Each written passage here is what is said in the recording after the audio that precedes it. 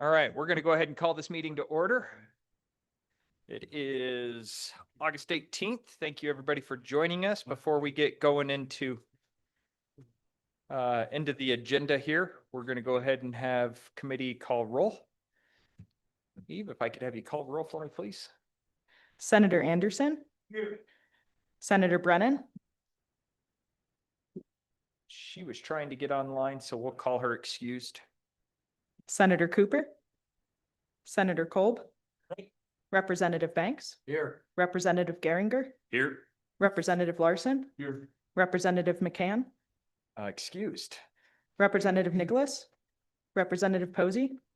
Representative Tarver. Here. Representative Wiley. Here. Co-Chairman Pappas. Here. Chairman Brown. Here. Mr. Chairman, you have a quorum. All right. Well, committee, thank you all for being here. As we're starting to wind down the summer, this is always kind of the tougher of the committees for me, because then it's like, okay, the last one is coming up and we're all going to see each other in Cheyenne, and then we roll right into session again. So at least we get some decent weather here with this one still again. Thank you all for making it. I don't really have many opening remarks. We do have, the only thing I will say is we do have something that will come at the very end of the agenda that is not on our agenda. Representative Larson is going to bring a topic before the committee. I have spoken with Senator Larson about this discussion due to deference of what it entails. I appreciate him bringing it to the committee. We'll allow him and the group of people that he has assembled here to come testify. It'll be at that point, we'll decide what the committee will want to do with that. So, Mr. Chairman, any other opening remarks on your side? I'm good. All right. With that, you'll notice that we are coming in a little later than normal. It's because we don't have a ton of information for our military department today, but I do know that we have a couple of quick updates. So, General, if you wouldn't mind. Thank you, Mr. Chairman. Appreciate it very much. For the record, my name is Major General Greg Porter, and I serve as the Adjutant General for the state of Wyoming. Would like to introduce the team with me. Yes, and good afternoon. I'm Command Sergeant Major Thad Eady. I'm the Senior Enlisted Leader for the Wyoming National Guard. And I'm Lieutenant Colonel Karen Hinkle. I'm the Senior Legal Counsel for the Guard. All right. Thank you guys for joining us. General, floor is yours, sir. Hey, thank you, sir. I appreciate that, Chairman. Good afternoon, committee. I did want to talk very quickly and just say thank you to Talise and Legislative Service Office for all the work on the bills and everything that we have going on.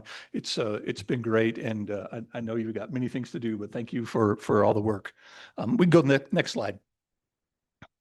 This is our agenda. I really wanted to give you kind of a quick update of what's going on in the military department, very quick about that. And really, I always like to start all of our discussions with a talk about the threat and the adversary. So next slide. So the National Defense Strategy, there's an interim National Defense Strategy out right now. Most of it's classified, but probably this week we'll see the National Defense Strategy get published by the administration. And what you'll see in there most likely is, if not this exact verbiage, but a very close variation to the priorities of the administration, which ultimately trickle down to our priorities as well: defending the homeland, deterring China, and being ready for the war fight. All these are Wyoming National Guard soldiers, airmen that you see in these pictures.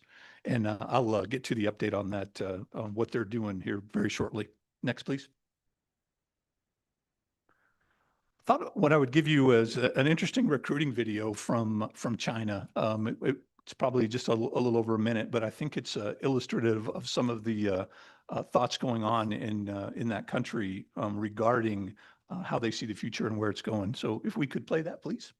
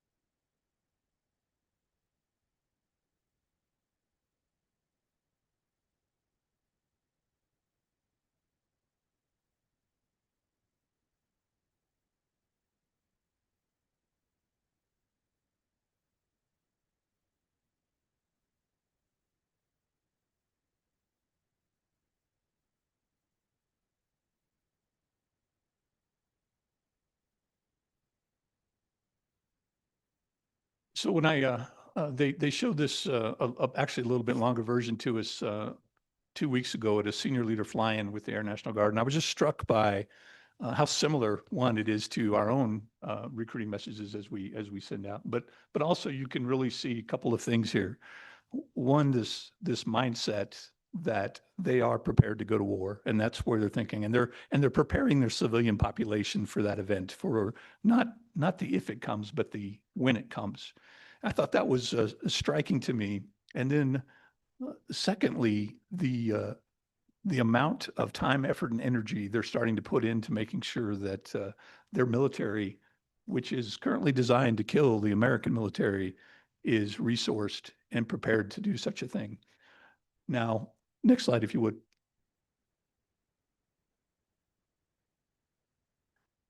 So 40 days we put up there. Many of you understand that President Xi has put out this, hey, I want my army to be ready. I want my military to be ready by April of 2027 to conduct an invasion of Taiwan. For the National Guard, that's 40 days away. 40 guard days away of time that we have to train for that to happen. So that includes our 2 weeks of annual training and generally our 1 weekend a month. So that just puts it in perspective for me about how short a time that we have to get after this. Now, I'm personally conflicted about whether they're able to do that in that amount of time. On one hand, I see they're very capable, but then on the other hand, they just had 2 naval ships run into each other in the South Thomas Shoals out there. So they're also conducting a purge of some of their senior leaders, so that it goes back and forth. But I think at the end of the day, what it means for me as the Adjutant General is that April 2027 day is a date out there, and we have to be prepared, because the results of not being prepared are pretty horrific. And I think what I wanted you to know is to understand the committee is, clearly we're not there as a country yet. That's not what our focus is, although the administration is trying to change that and get it turned around. So before I move into the update of what's going on in the military department, are there any questions about what we got here and what we're going? And like I said, I'll try to start every meeting that we have with something going on out there in the world of what the threat means to us. Sergeant Major, you have anything? Yeah. Yeah, if I can add, Yeah. That first, you look at that video and the first half of it, it's really emotionally preparing its citizens for war, right? It's telling mothers, wives, and children, hey, your son, your husband, your father, they're going to be leaving to go to war. That's what the first half says. And then there was a caption halfway through, and it says, peace behind me, war in front of me. That's a pretty straightforward message to its people, right?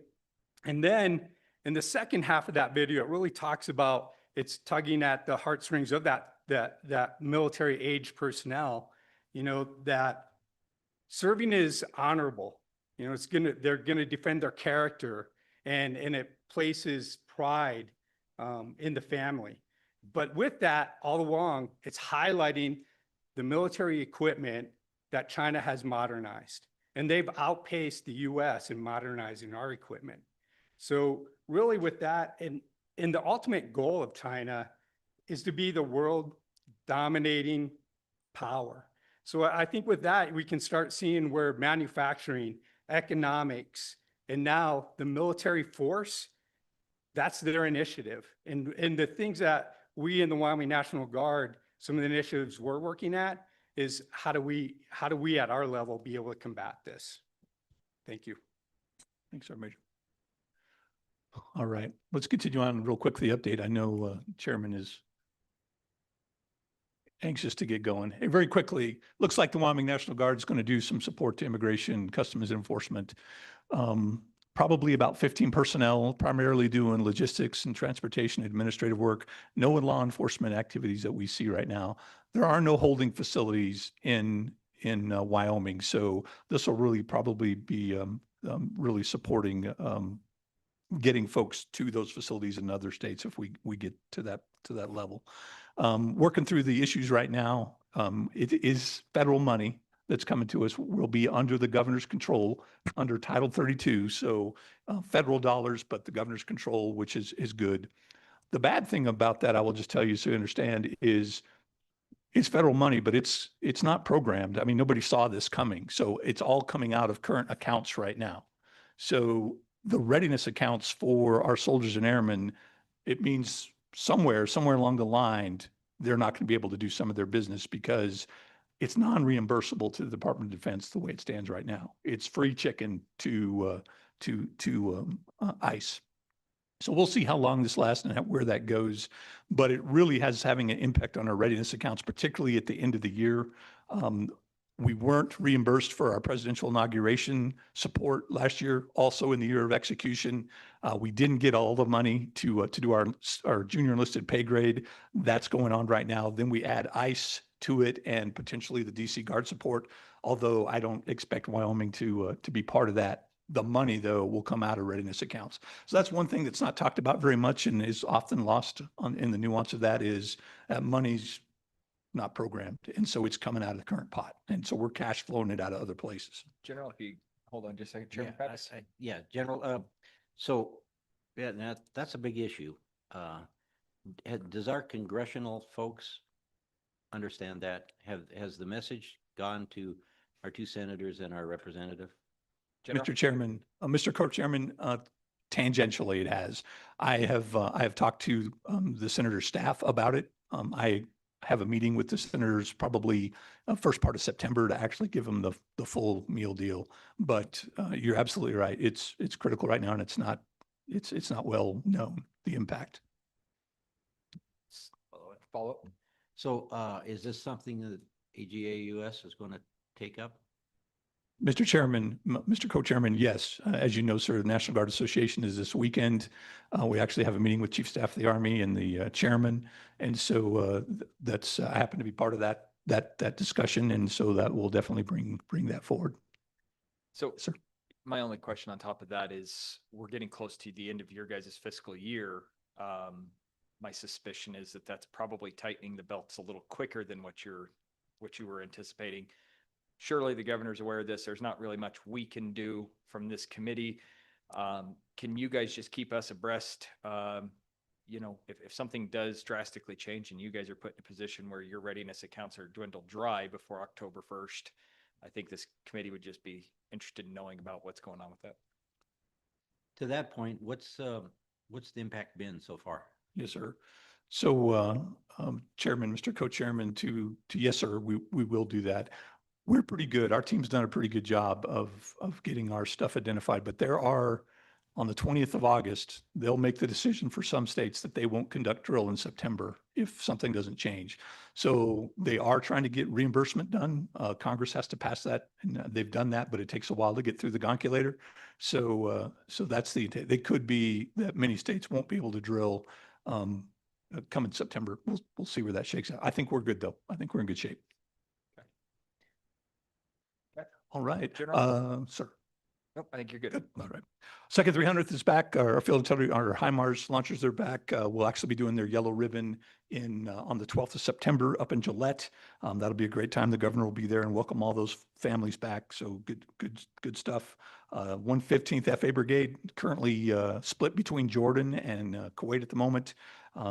They're scheduled to come back in the fall, and then we'll get our 4 personnel with our C-12 twin turboprop airplane back from Southern Command here, probably in September from their 9-month-long deployment. So we'll start to get the Army folks coming back in. Won't stop though. 153rd Airlift Wing, our Air National Guard brothers and sisters are planning to deploy next October of 26. They're going to be the very first National Guard unit to deploy as what they call a deployable combat wing. And what that is it takes 2 wings of the National Guard to deploy. So we'll take our 4 C-130 tails and we'll take 8 F-16 tails from Toledo. They'll come together and then they'll deploy as what they call a deployable combat wing. And our folks are doing that first. Colonel Brian Deal, the 153rd Wyoming's wing commander, will actually command that formation. So that's a good deal, and they'll be well served and in great hands. But that's what their focus is right now. This is the first time it's been done, and so there's a lot of unanswered questions. There's a lot of lessons to be learned on this one, but they're moving out and getting after it. I did want to let you know about the hiring freeze. Wyoming, most of the National Guard is still, oh, General, yes, Back on that point, how long's that deployment? the The one in October? 6 months, 26th? sir. Six, Yes, sir. Just to give you a quick update, hiring freeze, we've still been in a hiring freeze based on the administration's priorities. What that leaves us though is in not in a great place. We've got 70 vacancies currently on the full-time side that we've been unable to hire. We lost about 10 Army National Guard Title V employees to DRP and 5 Air National Guard employees. And then they've really just frozen our ability as folks have retired and left. We've not been able to bring any back. So we're hoping to see some relief on that. But I think we've got a meeting next week to kind of talk to see what that looks like. I can see us though shrinking in the full-time force a little bit, which is not where we want to be. And I think unintended consequences of the administration's path right now, because I don't think they really mean to reduce the amount of lethality we can generate in the National Guard. Lastly, our MAFs tails are deployed. We have one currently out, but there's 4 out total, and they're currently in Mesa, Arizona, and they were dropping on a fire in Albuquerque. And that's really what's going on right now in the military department. Real quick update of the deal. Can I answer any questions? Okay. Mr. Co-Chairman. so all the Title V folks, are they just the ATC? No, sir. We have Title V spread out throughout the organization. So I don't think we lost on the air side. We didn't lose any, I don't think we lost any ATCs on the air side. We did lose some on the Army side up at Guernsey. And then I did turn down one DRP out of that too, that couldn't do it. How many Title V do we have? The total, you remember, Karen? I think it's about 55, Okay. Yeah. Thanks. but I'll get that for you. Senator Anderson, please. Mr. Chairman, thank you. Are we currently fighting that Thermopolis fire also? General. Mr. Chairman, Senator Anderson, no, sir. We've got a medevac up there from the Guard, but most of that's been a federal fire. It's a Type 2 incident team on it. They did have 2 C-1 MAFS planes that flew on it last Friday, just because they couldn't drop where they were at the Meeker fire, and so they diverted them up to the Thermopolis fire. But they've since returned back into the rotation, so it's all federal civilian assets flying that fire. Committee, any further questions? Seeing none. General, before we roll on, I have been sternly corrected by my staff that I have forgotten to do a piece of the agenda here, and that is the approval of our minutes from our last meeting. So, You talked about and we did, yeah, they even tried to remind me, so I'm gonna look like a fool here, but that's okay. So, committee, we're gonna go ahead and roll into that really quick. I do need to get an approval of the minutes from the May 1st meeting. Is there a motion on those? So moved by Representative Larson. Second. Second by Senator Anderson. Any discussion? Seeing none, all those in favor signify by saying aye. All those opposed, no. All right, those pass. redeemed yourself. I totally redeemed myself. All right, now we're back onto the agenda where we should be.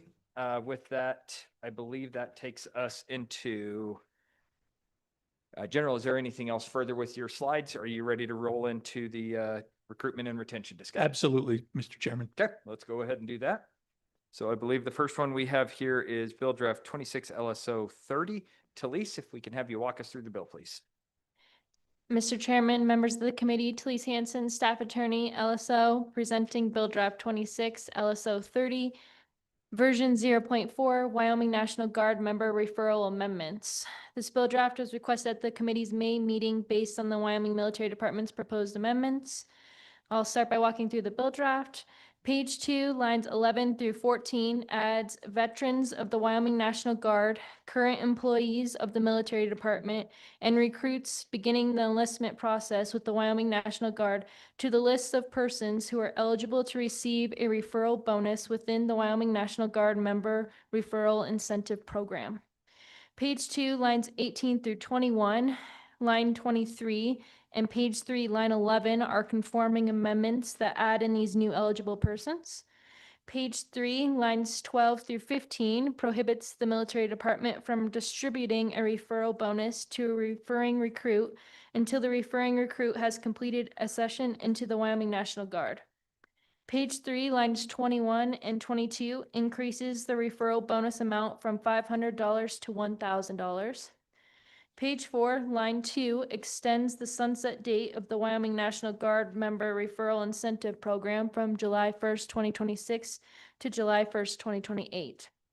Section 2 on page 4, lines 4 through 16, provides an appropriation of $250,000 from the general fund to the Wyoming Military Department for purposes of making referral bonus payments authorized by the section as amended, and the appropriation would revert on June 30th, 2028. Section 3 on page 4, line 18, provides an effective date of July 1st, 2026, and I'll stand for any questions. Committee, any questions for staff?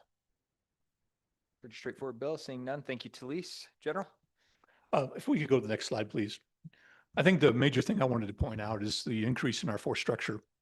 So if you look at what the math would tell you that for a force structure in Wyoming, which means how many slots that we're supposed to be able to have on the Army side, they would tell you the math's about 1,450 folks. We're the 10th largest land area state. We need more than that to be able to do what we need to do in the homeland. So our force structure is going to actually move from its current allocation of 1586 up to about 1653. That's primarily going to be the cause they're going to return a firing battery to our formation. Back when the global war on terror began, they really saw less of a need for field artillery units. We were fighting a different kind of war. So what they did was they took a battery, which was about 136 folks and 6 launchers at the time, and disappeared it. They made those spaces go to MPs, special operators, those kind of things. The Army's pretty much kept in a box in terms of how many spaces they have. So when they see different needs for them, they got to trade. So that's what they did. They traded that Charlie battery away. It's coming back because the next fight we see is a large-scale combat operation. Long-range precision fires are exactly where they're getting at. So that battery is going to come back to us in probably the 2028 timeframe. That's going to drive our force structure allowance up, and that's how many spaces that we can have. Wyoming is blessed in this, that our men and women are very patriotic. We have about 3 times the propensity to serve than the average bear across the United States. But even then, that's not enough. So I'm really trying to get after this increase in force structure and this increase in folks. We have to punch above our weight in Wyoming, because we're probably need to get about 300 more soldiers than needed, than would be mathematically eligible, and we need about 100 more on the air side. So that's really what's driving this. We just had a big deployment come back. I just talked to you about 2/300th, the Det 6 and 115th. That's about 1/3 of our Army Guard structure that deployed and come back. We generally see an increase in folks leaving after that, after those deployments, largely because hey, I did what I came to do. I joined the Guard. I wanted to serve my country. I wanted to deploy. And so we generally see an increase in attrition. So this referral bonus is, on the referral side, is trying to increase more sessions to get up to make for that and get after that increase in force structure, if that makes sense. Okay. Ready? Any questions for the general? Start with Representative Larson and then over to Representative Nicholas. Thank you, Mr. Chairman. And General Porter, since we talked about this earlier, I've studied it and have just a few questions, if I may, that I'm hoping to get settled in my mind. On page 2 there, where in the new language on lines 11 through 14, it talks about, we're going to broaden those that can receive the bonus. Yeah, and I get that. That makes sense. It talks about current employees. We currently have, I think, around 240 some odd current employees. Would that also include senior administration? General? Chairman Brown, to Representative Larson, if it would, I don't have it. I don't have that cut away right now to do that. We certainly, if that's a concern of the committee, we could certainly get after that in rulemaking, but it doesn't prevent it right now, sir. I think follow up, Mr. Chairman. the picture's not good. Yeah, yeah. Okay. And so then it looks to me, Mr. Chairman, General Porter, it looks to me like we approach this a two-pronged approach. One, increase those that can receive it. So we got more people out there recruiting. The second part of that is then we increase the reimbursement. So is there any wisdom in doing one to see if that doesn't work before we do the other? And so, my question then would be, as we raise it from, we double it from 500 to 1,000, Mhm. where'd that number come from? Why is 1,000 magic? And so if you can just walk me through that a little bit. Mr. Chairman, Representative Larson, I think 1,000 came to us from really looking at other states and the increase that they had in enlistments by making it a little bit more worth the individual's while. So that's where that came from, in completion to that. Now, should you do one or the other? I guess so, sir, but I tell you, I have a short time frame. We're going to only do this for 2 years and we'll see where it gets after this. This increase in force structure is going to happen in 2027 is where that starts to roll to us.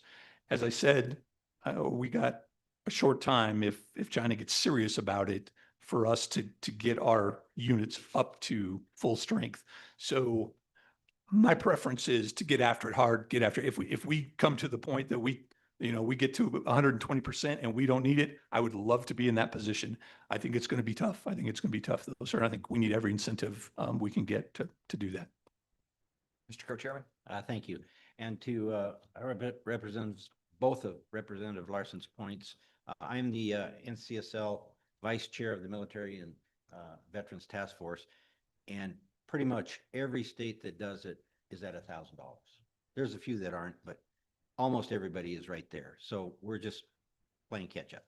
And to the second point, what was that last item you discussed? Now I've lost my train of thought. Mr. Chairman, was it about whether we should do both of them or Oh, not? yes, Yep. that's, and frankly, with the short time frame, I don't think we have the luxury to wait for one and see how it pans out. I think that we need to do them both. Certainly, if we run out of funds, we run out of funds. We've got a limited appropriation. Last time we did it, we didn't even meet the appropriation. Probably won't this time either. Mhm. But if we do, that means we're successful. So I think we need to do both. Representative Nicholas? Thank you. So I just would like some background information. Because what you give us some numbers and for example, you say the study that recommends that 1438 is a sustainable number is inaccurate, but we don't know why you think it's inaccurate and what you're predicating all that information on. And so what I'd like to see is what that is. And it's probably a lot of information, so it might be something you have to provide to us. Mhm. But you're just telling us this is what we believe and this is why we want it, with no fundamental support of why we would do it. For example, why do we need 1438 for the state of Wyoming just because of our population size, or our territorial components to it? I don't understand that. The other thing I'd like to know is background on this type of program in all the other states. How many give 500? How many give 1,000? How many recruits are they after? And so how do we put this into perspective, what you're asking for and what other states are doing and what the system is nationwide? General? Mr. Chairman, Representative Nicholas, thank you. Let me make sure that I'm understanding the question.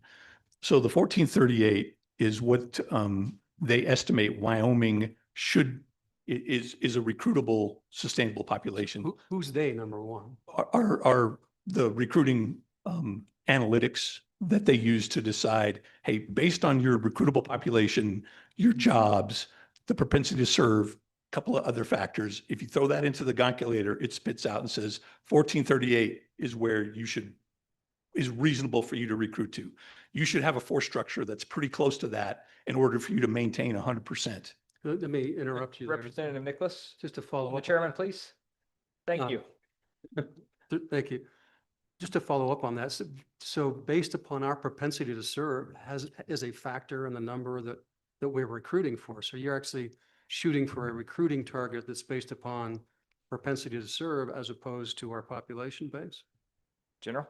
Mr. Chairman, through to Representative Nicholas, it's one of the factors. Like I said, propensity to serve is one of them. Jobs, recruitable age personnel, industries, and that there's a lot of different probably indices that they use to pop out that 1438 number. Just to follow up. Follow up? And then to follow up on that, and to some of your other requests, I think it would be helpful, at least for folks that are new to this committee, how much a person that works for the Wyoming National Guard gets paid and what their benefits are. And so when you're getting the bonuses for extensions and all that type of thing, we can put that into perspective of what other employees are making around the state, why the next, I mean, just to put it in context of how we sit in the world.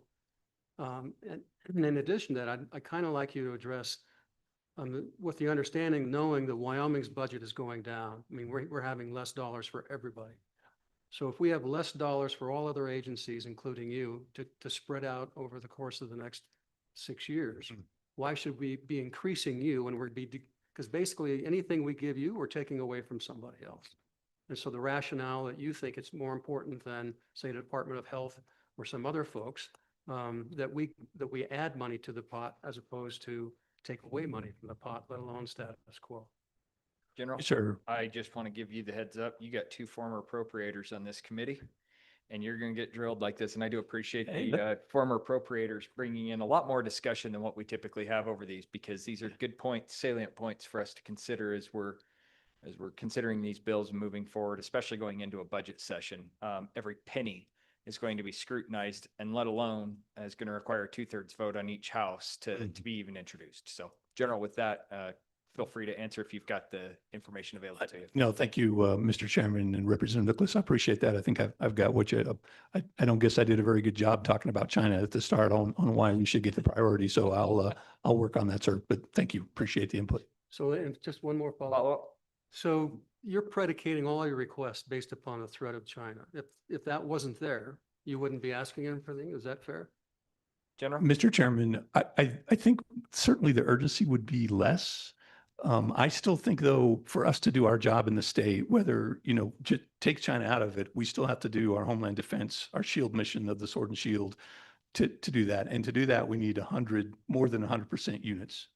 And that's what I'm really going after. We're sitting at about 97% on the Army side, about 93% on the air. We really need to be at that 105, 110% to make sure that we can get the people that we do have to do the missions that we need to do. ICE support doesn't appear to be going away. Support to the DC Guard, Mother Nature, all those things still keep coming down the road. So we need folks to be there to do the mission. Okay, Mr. Co-Chairman. Thank you, Mr. Chairman. And while I'm not a former appropriator or even a current one, I can't speak to that, but I am a former commanding general of the Army, of the Air Guard. And so I know the issues that General Porter is facing.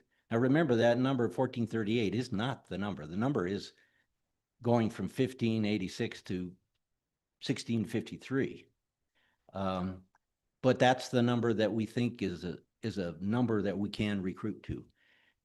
The issue is, why should we put dollars here rather than other places? Remember, I think at least when I was in the Guard, 96% of the Guard was funded by the federal government.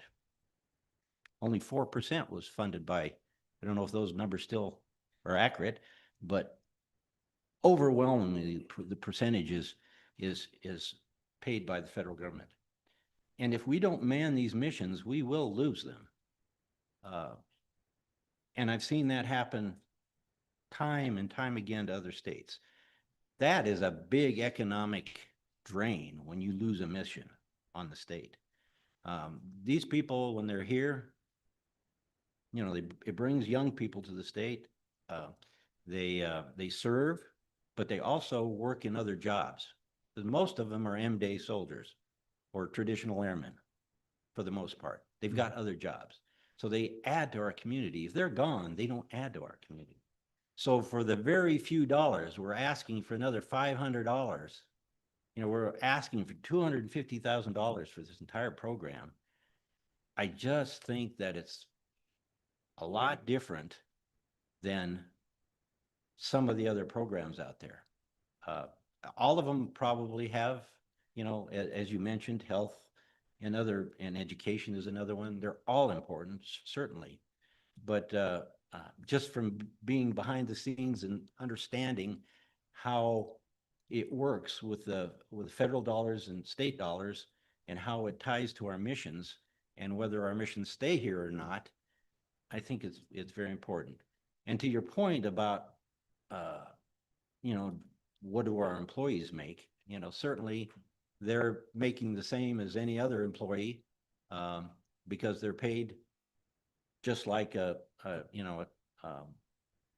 guardsman in Colorado or a guardsman in New York. Everybody's paid the same, okay? But how they compare to other state employees or employees in the state, I think is a little different. You know, these people stand up and put their lives on the line and a commitment for serving our country. And so it's a little different than asking somebody who's, you know, I don't know, working somewhere else in a comparable job. They don't do that. People who sign up for the military and make that commitment, I just think we ought to support them. Okay. Sorry, I was Yep. on my So let's, soapbox. no, I appreciate that. But one thing I do want to make sure that we do, committee, is ensure that we are directing questions to our staff. We can have these discussions. Yeah, we can have these discussions when we open up the bill if we decide to move it. But let's make sure we're keeping our conversations directed at the testimony. Yeah. Representative Larson, please. General Porter, my question is if you would, the bill moves, if the bill moves forward, that first question I asked you about senior administration, I don't have language to address that, but I think there's a possibility that might open a door of scrutiny that is not pleasant. And so would you consider looking at maybe how we address that if that comes back in session on how we can make that look with the intent for which it's being proposed? Mr. Chairman, Representative Larson, absolutely. Yeah, I think I also heard you say that you guys have a rule on this, and so we could also just open this up for direct rulemaking as opposed to having to slap it into statute if we wanted to, but that's also the committee's prerogative if we choose to move it forward. Yes, Senator Culp. Yeah, thank you, Chairman. Just a general question on, we started this bonus referral program. Just what has that done over time is increased. I don't see any numbers here that says what good this money's been doing or no, I don't have any idea. So what have we done with this program? How have the numbers changed? And then what are your proposed thoughts on how this is going to change if we double it? I mean, what do you, I just want to hear what you expect to happen. Thank you, Mr. Chairman. Yes, General. Mr. Chairman, Senator Cole, my apologies. We provided all those numbers last committee meeting, and I apologize. I probably should have brought them up again to refresh everybody's memory. But sir, I think what we're really trying to get after here is generating those more leads. We just finished our 100th referral bonus in the state to get at that after that. So that's, for us, that's probably sitting at that's almost a 9%, 10% increase. Could I tell you definitively that if we didn't have the bonus that would, I don't know of a way to do that, but I tell you, since we've had that, we've been steadily increasing our percentages. We moved from 93% on the Army side this year to 97% during this time frame. So I believe it helps. And you couple that with what we're doing on the marketing side, and I think we continue to do good things, sir. General, I believe I pulled this up and I want to make sure that I heard you say something, but then I also pulled up the information from last meeting. Cause I do remember us having this discussion. I remember there was a lot of discussion over what we were looking at, and assuredly we were going to continue to have those types of discussions here this time around. But it says in the last update you provided to us, there was 123 referral bonuses at a total cost of 61,000. But I think the primary objective originally at the very onset of this was the sunset of this program coming forward. Can you speak to that for me? Thank you, Mr. Chairman. I appreciate that. It is that we did sunset it for this upcoming 30 June, the end of the biennium. So it really was to spur to at least continue. If the committee doesn't feel comfortable with 1,000, then I would certainly at least try to keep the 500 there to keep it going, because it does generate more folks. And we're large. The state is large in land area. We just simply don't have the recruiters in every town.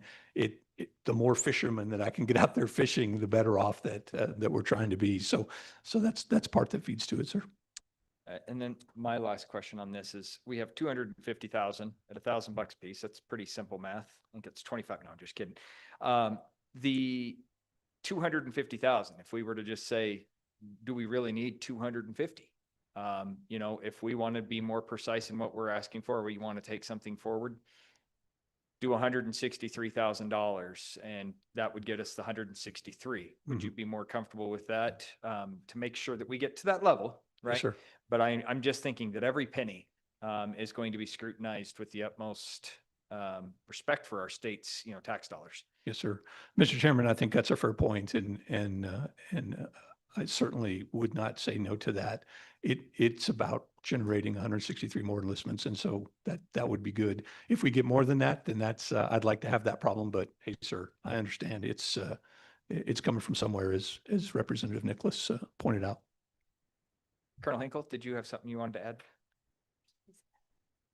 Yeah. Okay. Senator Cole, please. Yeah, thank you, Mr. Chairman.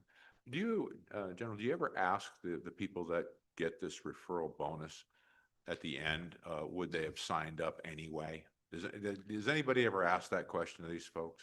Thank you, Mr. Chairman. General? Mr. Chairman, Senator Cole, that's no, sir. Flat out, I don't think we said this was the definitive.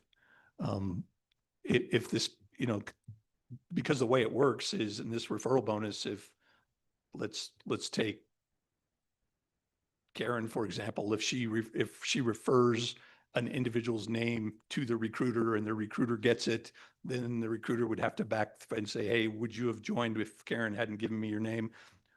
We thought about ways to document the ROI better for that kind of question, but nothing has come to my mind that makes it clean like that, sir. Okay, committee, any further questions? Seeing none, we'll go ahead and close your guys' testimony, and we'll open this up for public comment. Is there any public comment on 24, 25, 26, which is the year we're in now?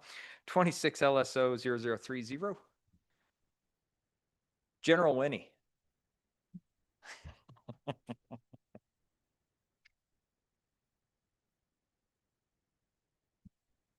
That was probably the biggest, meanest thing I could have said to you, isn't it?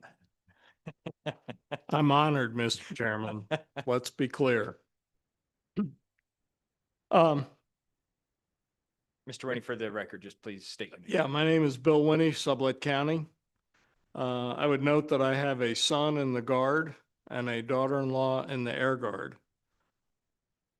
Across my career in the Navy, in the submarine force, from the late 60s through the 90s, I saw the submarine force working through various bonus programs for re-enlistment. And it took them about 25 years to get it dialed in. I mean, losing a reactor operator on a nuclear submarine is a big deal. Now, I recognize that the Guard doesn't quite have that kind of expertise, but they do have serious expertise that the general has spoken to. We ask a lot of our people. Recent deployment of the USS Florida, a Tomahawk shooting SSGN submarine, was 727 days where those crews were out there. And so We ask a lot of those people. The governor is signing agreements like support for the Immigration and Customs Enforcement. Some states are sending guardsmen to Washington, D.C. We ask people to do a lot, and we should recognize that deployments take away from regular jobs. And in some cases, that might well mean they take a pay cut. So bonuses can help. It's important that we recognize that the strength of our military is that our people don't look over their shoulder to see who's watching and to see if they're going to get something right. They just get out there and do it. And that kind of culture is passed down by people speaking to each other, by referrals, as the general has spoken to, by people talking up re-enlisting and things like that. And that culture is of vast importance. It has enabled our military over several hundred years to do things nobody would have expected them to pull off. So I support both of these bills.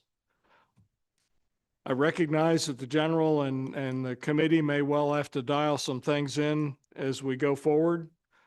But nevertheless, both of these are important. Subject to your questions, thank you. Any questions for Mr. Winnie? Commander, thank you. Committee, also, if you have your computers open, if you do go back to our last meeting, I would say almost all of the information that you have requested this time around on the secondary conversation of this is found on slides. What number is this? They're not numbered here. There they are. Numbers 8 through, actually I take that back, 6 through 13. We had a very in-depth conversation about this in the last meeting. Very good information here. And to that point, the question of what are other states doing? There's $1,000 reimbursement, or I'm sorry, referral bonus from North Dakota, Alabama, Colorado, Delaware. What they've seen in their strength and increase since those were enacted, when they were enacted, that type of information. So I would say the vast majority of the information that has been requested by this committee, I would ask the committee to refer back to the information that we have already been provided, as opposed to the read and regurgitate and send that back over to us again. Any further public testimony? Seeing none, we will close public testimony and we'll bring the bill back to the dais. Committee, what's your pleasure? Moved by Senator Cooper. Seconded by Representative Geringer. All right, committee, let's work the bill page by page. Start out on page 1. This is pretty simple. Let's move over to page 2 here. Considering the discussion, I'm not sure, Representative Larson, do you want to try to amend that at this point? Mr. Chairman, I don't have the language. I'd really like to defer to the general and his staff to see if that's something we could do during this, during session when we hear it again. Okay. All right, so that is line 6 through 16 down to 18 is the same information. Back over to page 3, committee. This is just the referring recruit. So if a 18-year-old gets his other 18-year-old friend in, they're not going to pay out that first one until the second one's actually signed on the dotted line. The meat of this potential change here is on lines 21 and 22. Any discussion on the current change to 1,000? Okay, seeing none, we'll move over to page 4. And we have the sunset on this moving out an additional 2 years, as well as the appropriation for $250,000. Any discussion or amendments on that? Mr. Chairman, Representative Nicholas. I think what I heard earlier in our testimony that 161,000 would be sufficient funding for that as opposed to 250. So I'd make that motion. Okay. It has been motioned and seconded for 161,000, striking 250,000. Talise, do you have that? Is that the right number, General? Mr. Chairman? Mr. Chairman, I think 163 is the number that we were trying to get after on that 163 one. as well. You want to, okay, friendly amendment to 163. Discussion. Senator. That was it? That was it. It was All right. 63. Yeah. Okay. Any discussion on the 163? Seeing none, all those in favor of changing 250,000 to 163,000, please signify by saying aye. All those opposed, no. I am so sorry, Senator Brennan. We got your aye there. The ayes have it. That was an aye for her. All right. Any further discussion on the bill? Seeing none. This is to sponsor 26 LSO 30. Eve, if I can have you please call roll.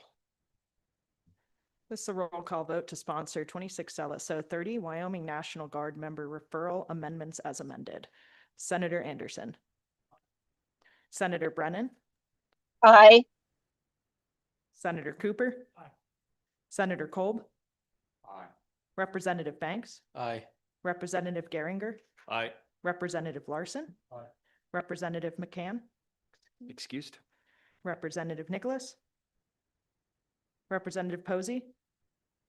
Representative Tarver. Aye. Representative Wiley. Co-Chairman Pappas. Aye. Chairman Brown. Aye. 13 aye, 1 excuse, Mr. Chairman. Okay. We will work with staff at the end of all of this to divvy up which bills are going to be going where. So we'll figure that out at our last meeting. But that moves us over to a very similar discussion, 26 LSO 31. Talise, if I can have you walk us through that one, please. Mr. Chairman, members of the committee, Talise Hanson, Staff Attorney, LSO, presenting Bill Draft 26 LSO 31, version 0.6, Wyoming National Guard Re-enlistment Bonus Program. This bill draft was also requested at the committee's May meeting based on the Wyoming Military Department's proposed amendments. I'll start by walking through the bill draft. Page 2, lines 6 and 7 creates the Wyoming National Guard Member Re-enlistment Program. Page 2, lines 7 through 11 requires the Wyoming Military Department to establish and administer the Wyoming National Guard Member Re-enlistment Program for the purposes of providing re-enlistment bonuses to members of the Wyoming National Guard to increase the Guard's strength. Page 2, lines 13 through 20, and page 3, lines 1 through 7 authorizes the Wyoming Military Department to provide a $5,000 re-enlistment bonus to a Wyoming National Guard member who satisfies the Wyoming National Guard's re-enlistment eligibility criteria, re-enlists with the Wyoming National Guard for not less than 3 years, and satisfies any other requirements specified by the military department. Page 3, lines 9 through 14 requires the military department to distribute the re-enlistment bonus to the re-enlisting Wyoming National Guard member upon satisfaction of the requirements and to the extent funds are available. Page 3, lines 16 through 21, and page 4, lines 1 through 15, requires the military department to annually report to this committee on the Wyoming National Guard member re-enlistment program, including the number of members who re-enlisted, the average number of years the members re-enlisted, the amounts of the bonuses paid, the total number of members in the Wyoming National Guard, including the percentage of increase or decrease in the total number of members from the previous year, and any recommended legislation. Section 2 on page 4, lines 17 through 23, and page 5, lines 1 through 7, appropriates $1 million from the general fund to the Wyoming Military Department for purposes of funding the Wyoming National Guard member re-enlistment program. This appropriation would revert on June 30th, 2028. The staff comment on page 5 highlights that the committee may wish to consider whether to provide a sunset date for this program similar to the Wyoming National Guard member referral incentive program. Section 3 on page 5, lines 19 through 22 provides rulemaking authority to the Wyoming Military Department. And section 4 on page 5, lines 24 through 27, and page 6, lines 1 through 4 provides a split effective date, with sections 1 and 2 being effective July 1st, 2026, and sections 3 and 4 being effective immediately. And I'll stand for any questions. Committee, any questions for Talise? Seeing none, thank you, Talise. Appreciate you putting this bill together for us. General, before you hop into here, committee, I am just going to refer, if you'll go back and look at last meeting's materials, pages 12 through 16 of the Army and Air National Guard's statutory update request will provide a vast majority of probably the questions that we're going to be seeking here. With that being said, General. Hey, Mr. Chairman, thank you. I don't know that I have much to add. I think I've just described the problem to you.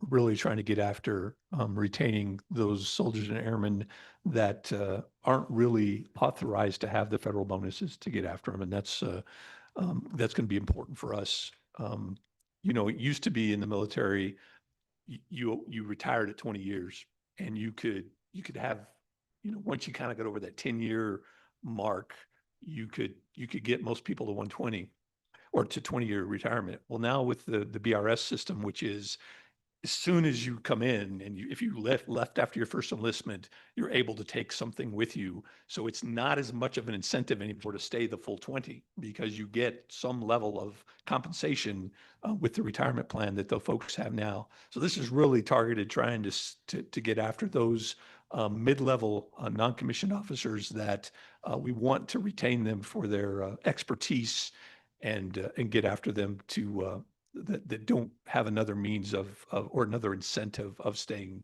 with the military. So that's that's the only thing I'd add from our previous discussion, Mr. Chairman. Thank you. Okay. Representative Nicholas. So I have a question on the recruiting or the re-enlistment procedures.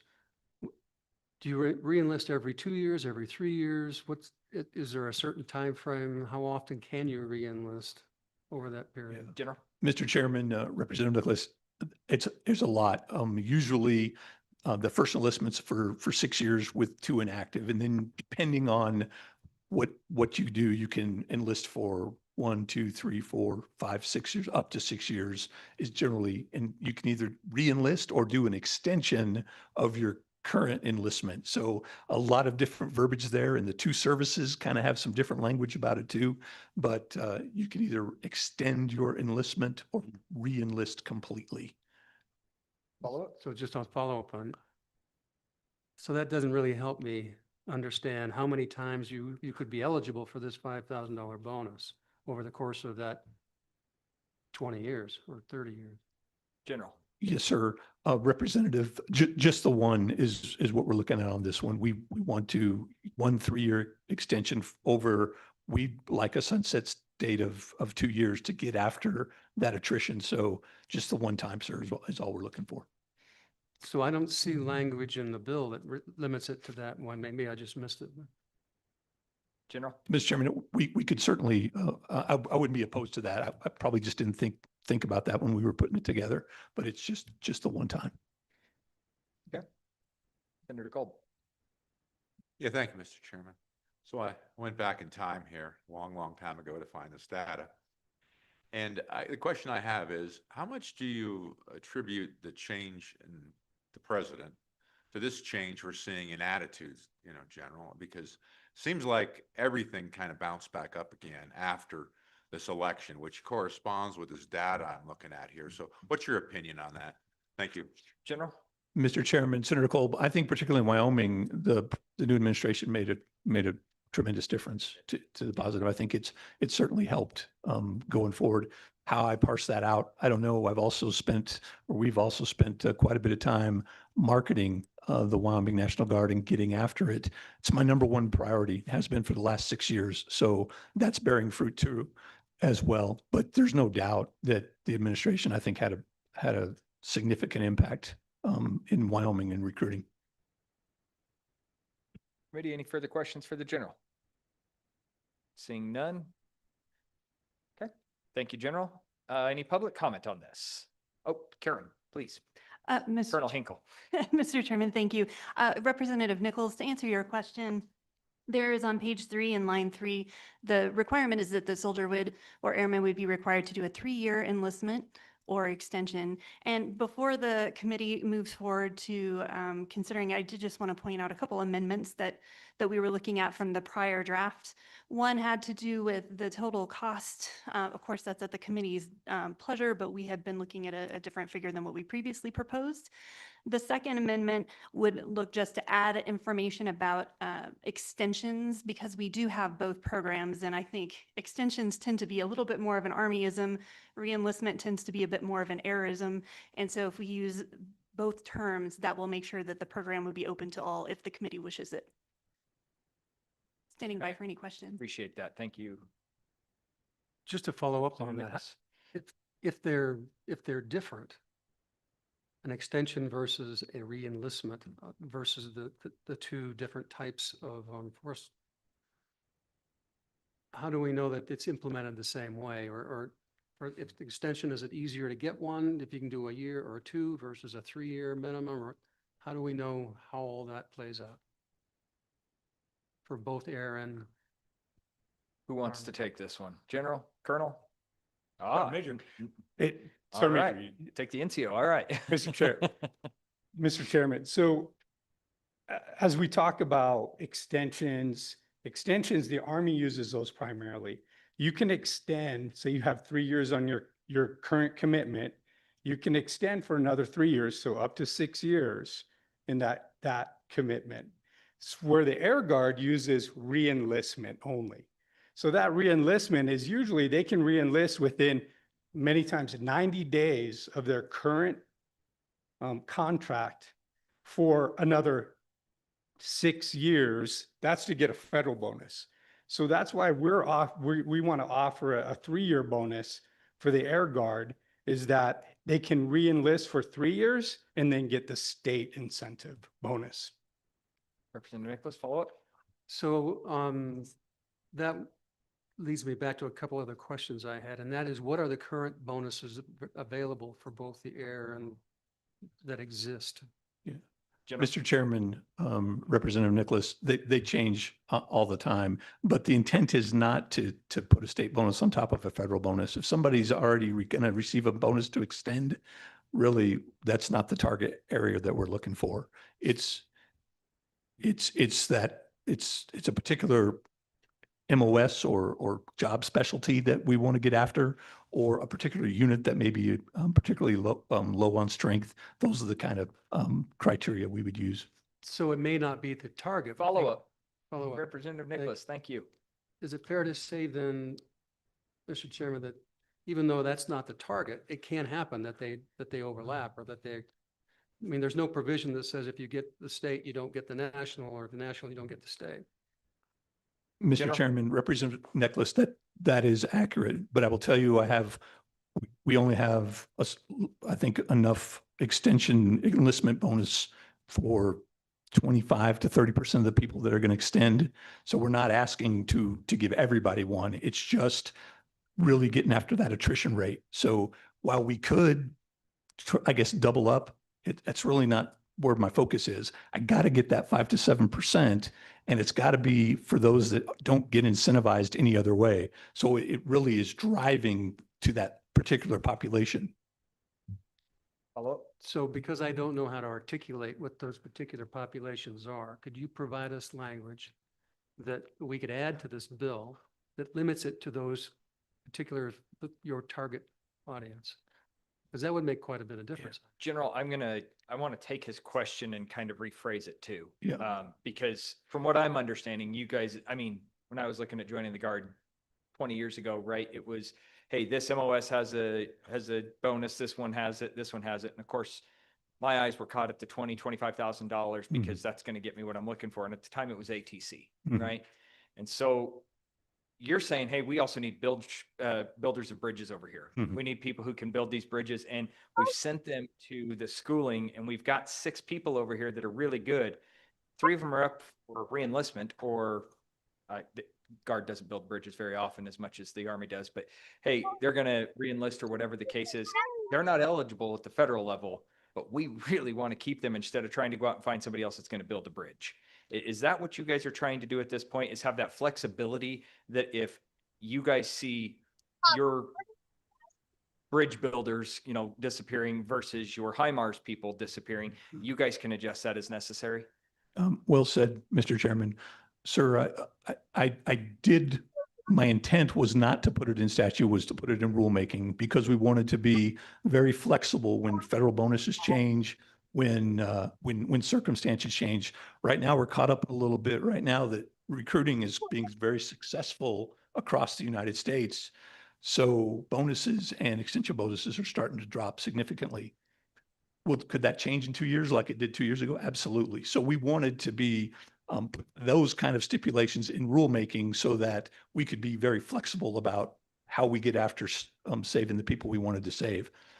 The intent being that we provide you with a report of what we did, why we did it. Now, if that's not sufficient, sir, if we need to come into the statute itself, certainly we would do that. But my preference would be to leave it in rulemaking to make us more agile, but we will do obviously what the committee decides we want to do. Mr. Co-Chairman. Yes, so the discussion between re-enlistment and extension, would it, if, it's all through the document where it says re-enlistment program or re-enlistment bonus, could it just say re-enlistment or extension? And would it, if? Yes, sir, would that those would be, I- I'm sorry, Mr. Chairman. Would that Mr. work? Gomes. Yes, sir, that's the amendment we'd make is to say both of those. Okay. Representative Geringer. Thank you, Mr. Chairman. Colonel Hinkle, speaking to some of the amendments, you mentioned one other one that we may be considering is a sunset date in 2028. Do you see any issues with that? Colonel. Thank you, Mr. Chairman. Through to Representative Geringer, I don't think so. It co-aligns nicely with the referral bonus program, and as both of those are really after the same target, I think it would be an appropriate time personally to re-engage in that discussion, pending, of course, what General Porter thinks. Chain of command, right? Yeah, I appreciate this. I mean, this is some significant money we're talking about here, and I think it is perfectly fair for us to come and address you every 2 years and justify what's going on in the world out there. Probably 4 or 5 years ago, I would not have thought we'd be, the Army Guard was 100% at that point. We would not be in this particular position, but now we are. And so I think it is entirely appropriate for us to come every 2 years and present this problem to the legislature to see if I hope we get to a point where we don't need to do that at any point. I'm just concerned in the next 2 to 3 years that we have to get after this bathtub that's going to get created. Okay. Committee, anything further for the general? Yes, Representative Tarver. Thank you, Chairman. So I've been digging through our last meeting and I'm not finding it, but I'd just be curious, what does it cost to train someone? You got a 6-year person that's looking at re-enlisting. Do you guys have figures on what it takes to train someone up to get them to that speed? Mr. General, that's a Chairman, very loaded question, but a good one. Yeah, Representative Tarver, I don't have the data for you, but I will get that. But I have heard numbers in the past. It's upwards of $250,000 to assess a new soldier, depending on what MOS or airman that gets to, get them through their initial training and get them to that level. But I will get that for you, sir. Senator Anderson, all the way over there. Yes, sir. Mr. Chairman, I'm looking at this bill. It looks to me like we already have sunsets in here on page 4. It says ending June 30th, 2028. And on page 5, it says as provided by the law, June 30th, 2028. Looks to me like it's already written in that it's sunsetting. I have a question for the general though. That would give us about 2 years of re-enlistment bonuses. And it's not going to be for every person. It's going to be selective. Do we really think we're going to spend that much money in that time? General? Mr. Chairman, Senator Anderson, we're going to spend close to it to get after that. I want to retain every soldier and airman that we can during that period of time. So I suspect as I said, we've got way more. For example, next year, the Army has 249 soldiers that are going to come up for re-enlistment extension. Just for next year alone, that's higher than any single year that we've had previous to this. So this only gets after a small percentage of them, but I want it to be the critical ones that we need to keep. So I think we would execute it. Representative Nicholas. So to me, you just said two different things that are counterintuitive. You've got a total of 229 who are up in the Army. You're only going to save the critical ones. How many is that? Is that going to be, is that going to be 30? Is that going to be 40? Or is it going to be all? So, I want to follow up on that question. You have a target number up here of 214. Is that based off of, and so I'm sorry to put an additional question on top of what Representative Nicholas is asking, but that 214, is that those critical spaces that you have already identified? Or is that we see 215 people that we think we're probably going to end up losing? Mr. Chairman, and back to you, Representative Nicholas, that 214th first is both services for both sides. And what it is, again, it gets after that increased attrition. So my attrition is going to go up after return from mobilization of 5 to 7%. This is targeted at driving that particular body, that particular set down. So it's not every extension enlistment bonus that we have. We want to get after the critical ones. I put it because you don't know who the critical ones are until you get to that point about what the federal bonus is, what's going on in that individual's life. That's why I didn't tie it to a particular MOS yet, or AFSC yet. Did that help, Representative Nicholas? Not really. Senator Cole. Thank you, Mr. Chairman. Just a question came up in my mind. When you are in the process of talking about these $5,000 bonus, do you have any deference towards different quality people? I mean, you know, we're all different. You know, some of us you probably want to retain, and some of the other ones you maybe don't want to retain. Mm-hmm. Do you have any ability to give this or not give this bonus during the process of evaluation with somebody applying for this bonus? Or is it once you apply, you get it and you can't have any choice? How are you going to handle this? Thank you. Mr. Chairman, Senator Cole, yes, sir. That's why we really want to not have the stipulations put in law so that you can't change the criteria for that. Obviously, I want to keep the most highest quality people that we can, and that factors into it. I can envision that, you know, the chain of command will have to recommend that this individual receive this bonus going forward, and based on their assessment of that individual's duties, impact to the unit, that sort of thing. Follow up? Thank you, Mr. Chairman. So you're not doing it now? I guess I'm asking currently, what's your policy on that kind of a choice that I gave an example of? Thank you, Mr. Chairman. General? Mr. Chairman, commanders and Senator Cole, commanders do have the ability to not grant somebody to extend or not. So it is that it doesn't happen a lot, but it does happen. Commanders do recommend not extending a person or curtailing their orders. A lot of that's based too on what federal incentives they get if a person wants to stay or not. This is, you know, assuming that the person wants to do it, we think that this person's in a position that we absolutely need, and then those two come together, we make that decision. Committee, we're okay. Representative Garner? Mr. Chairman, to Senator Anderson's point, it's actually a distinction between the two different bills that we have here. There is no specific sunset date in this particular working draft. There is a stripping of the appropriation, yes, or a reversion of the appropriation, but it doesn't actually sunset this actual bill, whereas the previous one does have a sunset date. And so I guess the question to the general is, does it really make a difference to you? Do you want this to be a perpetual program that we could reappropriate funds to? Or do we need to go ahead and come back in front of the full body and say, let's create this program all over again? So I'm going to bring the committee's discussion to the House floor on sunset dates, when we had a wonderful discussion on a 10-year manufacturing sales tax sunset date. It's 6 one way, half dozen another. General, I do want to ask that question to you. I do believe that we've also had in the past, I think it was 2017, we had a very similar program that was up for sunset, and I can't remember, I think it was a tuition reimbursement. That we actually kept the program in statute.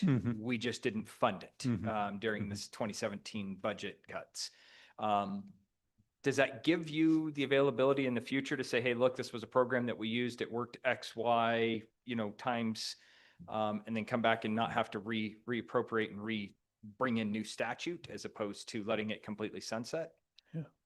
Mr. Chairman, Representative Gallagher, thank you for that. I hadn't really made that distinction in my mind. I think just listening to what you said, the reappropriation would be good, and to be able to keep it into statute would probably be less cumbersome. But I am certainly open to whatever the committee would decide. Representative Larson. Thank you, Mr. Chairman and General Porter. I just want to clarify a little bit what our chairman said. If you leave the program in place, it goes on. Of course, you can't do anything if you don't have funds. Right. But to reappropriate, to get an appropriation for funds in the budget year, the supplemental budget year is always an option that would be available for a program that's in place, which does add some simplicity to that. Am I seeing that accurately? General? Mr. Chairman, I think so. Just Representative Geringer, brought that to our attention and just thinking about it through here right in front of you all, I think that would make all kinds of sense. Appreciate it. Follow up. And so, General Porter, I think we see this in our statutes on a variety of programs, reimbursement for nurses and advisory. Would you agree? Yes, Representative Brown, I would agree. We actually have, I think, yes, sir. I think we have a couple of programs that are not funded along those lines too, now that I think about it. Thank you. Okay, committee, any further questions for the general or colonel? All right. Representative Nicholas, last question, then we're going to move on. So because I have amendments that I want to propose, but just so I understand our previous discussion and so for re-enlistment, what is the current bonus for that? If they happen to overlap at the same time, so they get $5,000 plus what? General? Mr. Chairman, Representative Nicholas, the reenlistment bonuses are based, they're established generally every quarter, depending on where things go across nationwide. If I understand what you're asking is, could somebody get a federal bonus and then tack one on top of that, the $5,000 bonus? Yes, the way it's currently written, that is possible. I don't see it being likely to happen because I have a small amount of resources that I have to get after some, but it could though. If I had like a radar operator or somebody that was very critical to the mission and this was what was going to keep them in, then that may be a consideration. But that was not the intent, was to stack it with a federal bonus. And so that's where it sits. Just to follow up on that, on what you just said. So if you're a radar specialist, are the bonuses different than regular infantry and all that? So that it depends on the type of position. General, please. Yes, sir. Mr. Chairman, Representative, yes, sir. Exactly right. It depends on what that particular specialty, the fill rate is across the nation. If they're having trouble keeping radar operators, then they may incentivize them keeping it. And that could be different depending on, it could be anything from like 5,000 all the way up to 25. And even in our medical field, they're even doing, 50,000 it just depends on what's going on nationwide in terms of trying to keep the talent in. All right, committee, with that, I'm going to go ahead and cap this off. We're already running over our time pretty drastically at this point. And I'd like to be respectful of everybody's time, including those that have traveled from out of town. So with that, we're going to close questions here and we're going to open up for public comment. Is there any discussion? Mr. Craney?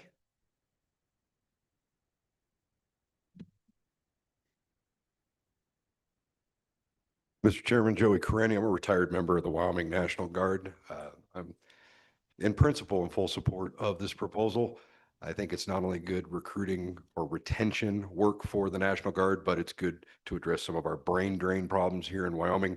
You recruit them here, you train them here, they serve here, and you incentivize them to stay here. And that $5,000 is a nice little nugget towards maybe a down payment on a house, give them a reason not to flee the state.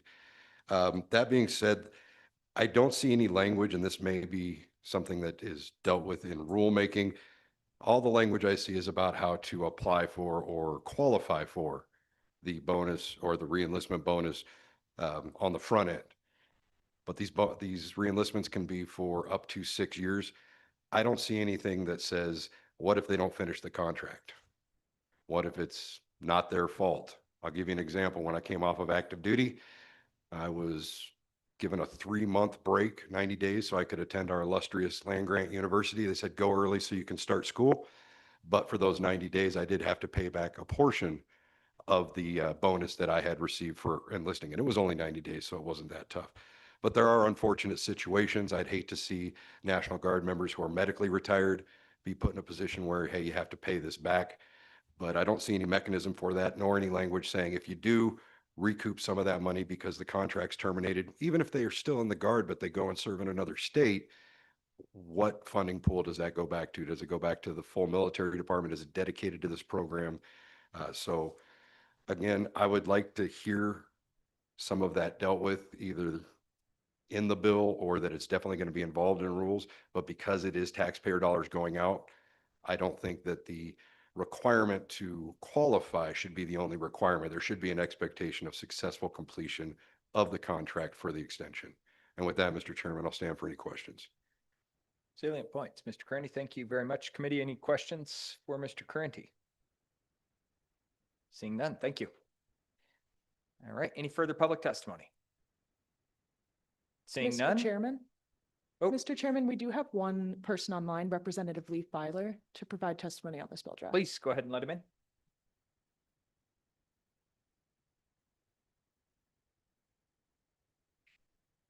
He should be on now, Mr. Chairman. Representative Filer, welcome. Hey, good afternoon, Mr. Chairman. Can you hear me? We can hear you, sir. Please, the floor is yours. Okay, yes, Mr. Chairman and members of the committee, I'm testifying today. I'm Lee Filer, testifying today in support of 26 LSO 31, the re-enlistment bonuses. As many know that I served in the Wyoming Air National Guard for quite some time. When I separated from the Air National Guard here in Wyoming, the unit I was in was only 43% manned. Prior to that, say 6 years prior to that, it was about 80 to 90% manned. But at that time, there was re-enlistment and retention bonuses of, say $15,000 to $20,000, depending on what job and specific career field you were in.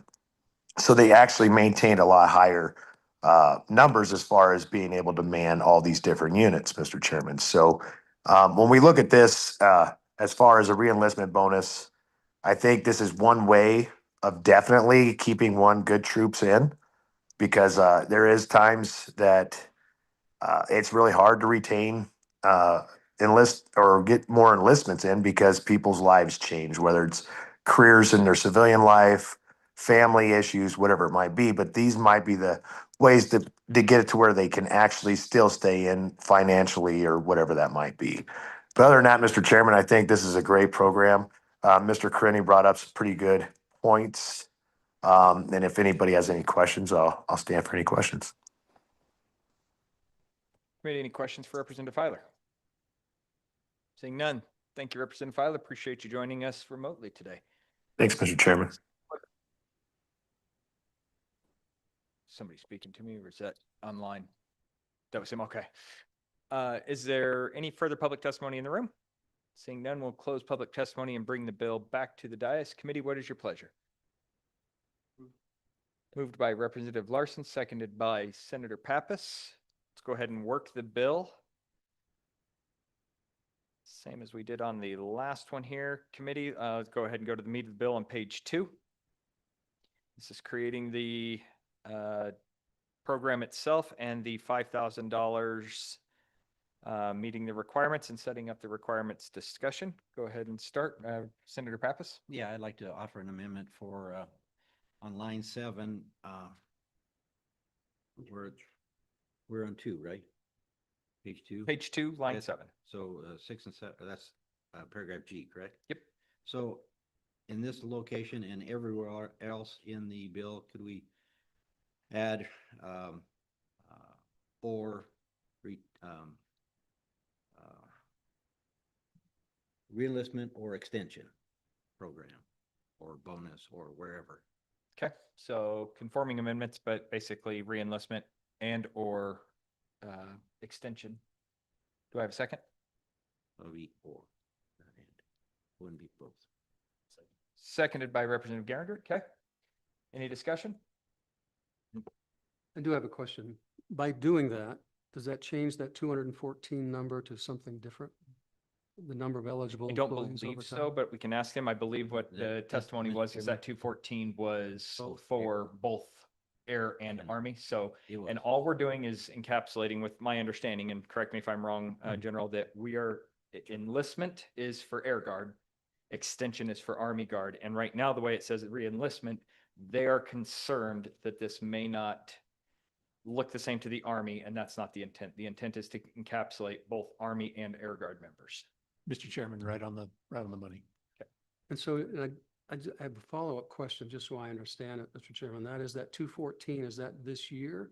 And is that an annual, is that an annual approximate over every year, or is that a? Mr. Chairman, that General, thank 214 is over the biennium, the 2 years that we want to fund this. It's over that period of time. Thank you. Okay. Committee, any further discussion?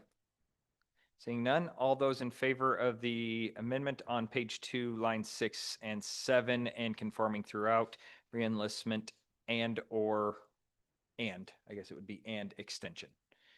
All those in favor, please signify by saying aye. Aye. All those opposed, no.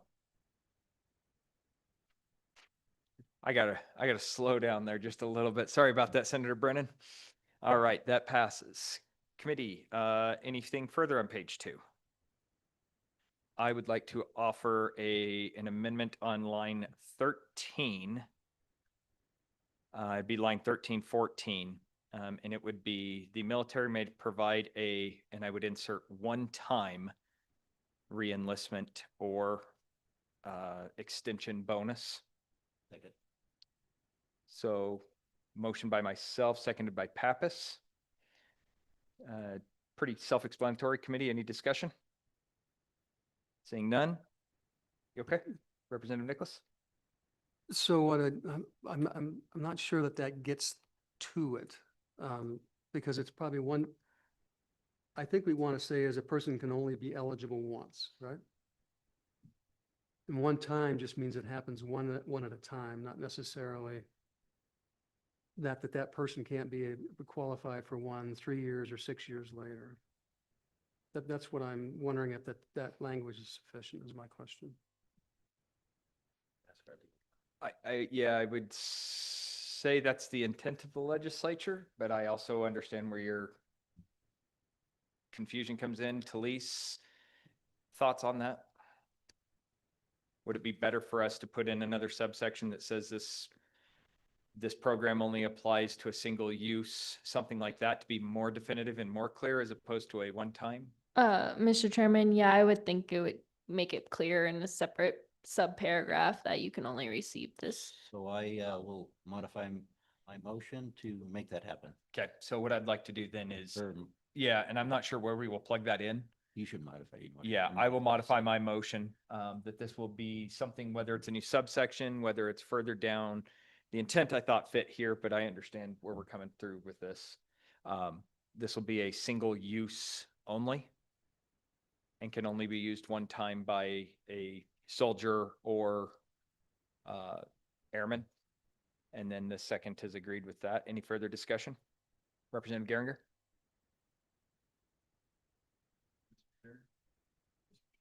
I think your battery's dead.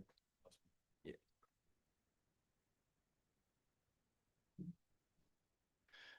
Thanks, Mr. Chairman. I guess I'm trying to understand why we would want to limit it to just one time. I mean, if we're going to be readdressing this issue of needing to have folks re-enlisting, why do we want to limit it at this point? Number one. And number two, we're talking about something that at this point only has a sunset on the appropriation, and therefore we can still readdress it with additional appropriations or additional wording down the road. I'm not sure why we want to limit it to one time at this particular point. I'll be honest with you. You actually bring a really valid point that this is for a single one-time 3-year change on the next page. And this is only going to be valuable for 2 years. So they couldn't re-enlist or extend more than once in this time frame. Is that right, General? Representative Brown, that is correct. And to Representative point, that was really it. If we think we needed to do more, we would come back and make that case in the next biennium that says, hey, but right now one is, that's all you can do anyway. Representative Larson?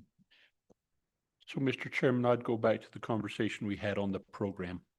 So we're developing a program that says the serviceman is eligible one time and not base it on the appropriation. And so I think that that's the clarity that Representative Nicholas brings to it. We're forced to do it by the appropriation, but the intent of the program is one time. Now, that's arguable, that's debatable whether we want to do it one time or not. But if the intent is to just have a person be eligible for it one time, we ought to have that in the language of the program. That was my original intent with this. I didn't really think about it. And I actually do agree with Representative Larson on this, that it's probably not a bad idea to have it in there. We can come back and change statute at any other point in time. Yeah, we can adjust this if we need to. And if the Army or Air comes in and says, hey, look, we were having really good success with this. We think that it's, we lost 2 or 3 people because they didn't get re-enlistment bonuses. That's something for this committee to decide at a future date. Any further discussion? Seeing none, all Mr. those. Chairman. Oh, yes. Representative Geringer. Thank you, Mr. Chairman. I guess I disagree. I think this should be something we can always shut the program down as well. We can say this is not a program that we want to extend, that we want to continue. We can always legislatively, as you said, take it out. I would prefer to leave the ability for the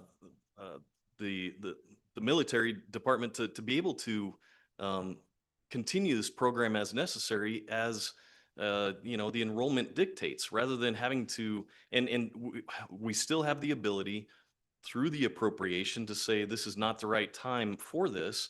But to have it as a one-time thing, I don't think makes sense in my mind. We are wanting to be able to have the ability to re-enlist folks and not have to retrain them in these times where it is necessary. And so I think that in my mind, we don't need to have it as a one-time thing. We take care of that as the program continues.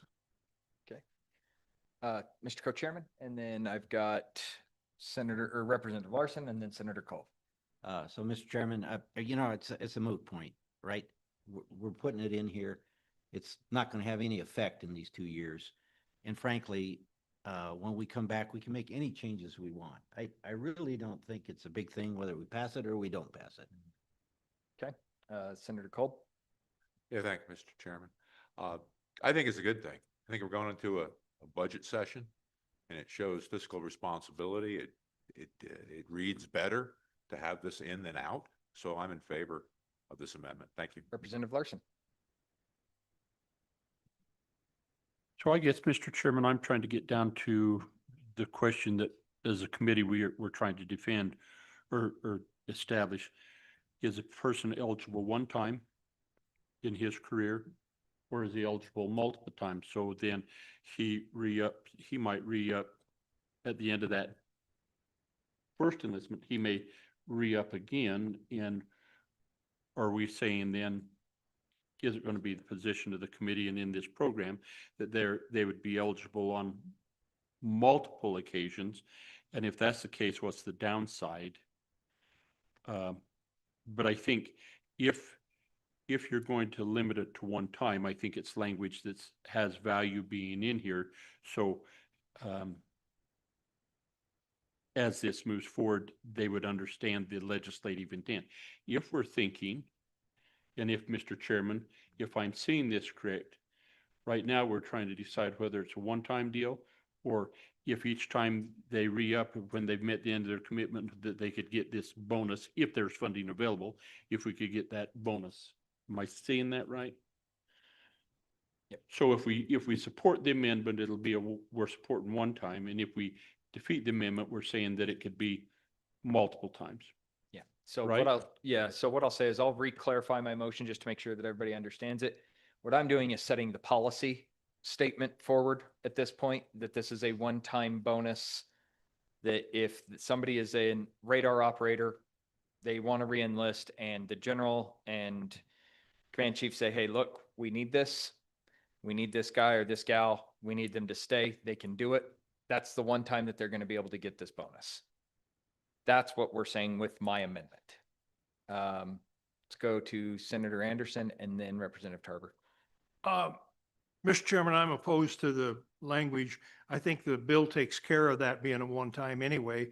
And if this bill is going to continue, we might have somebody that comes up in 3 to 6 years for another enlistment bonus. So I don't want to limit it to one time. Thank you. Okay.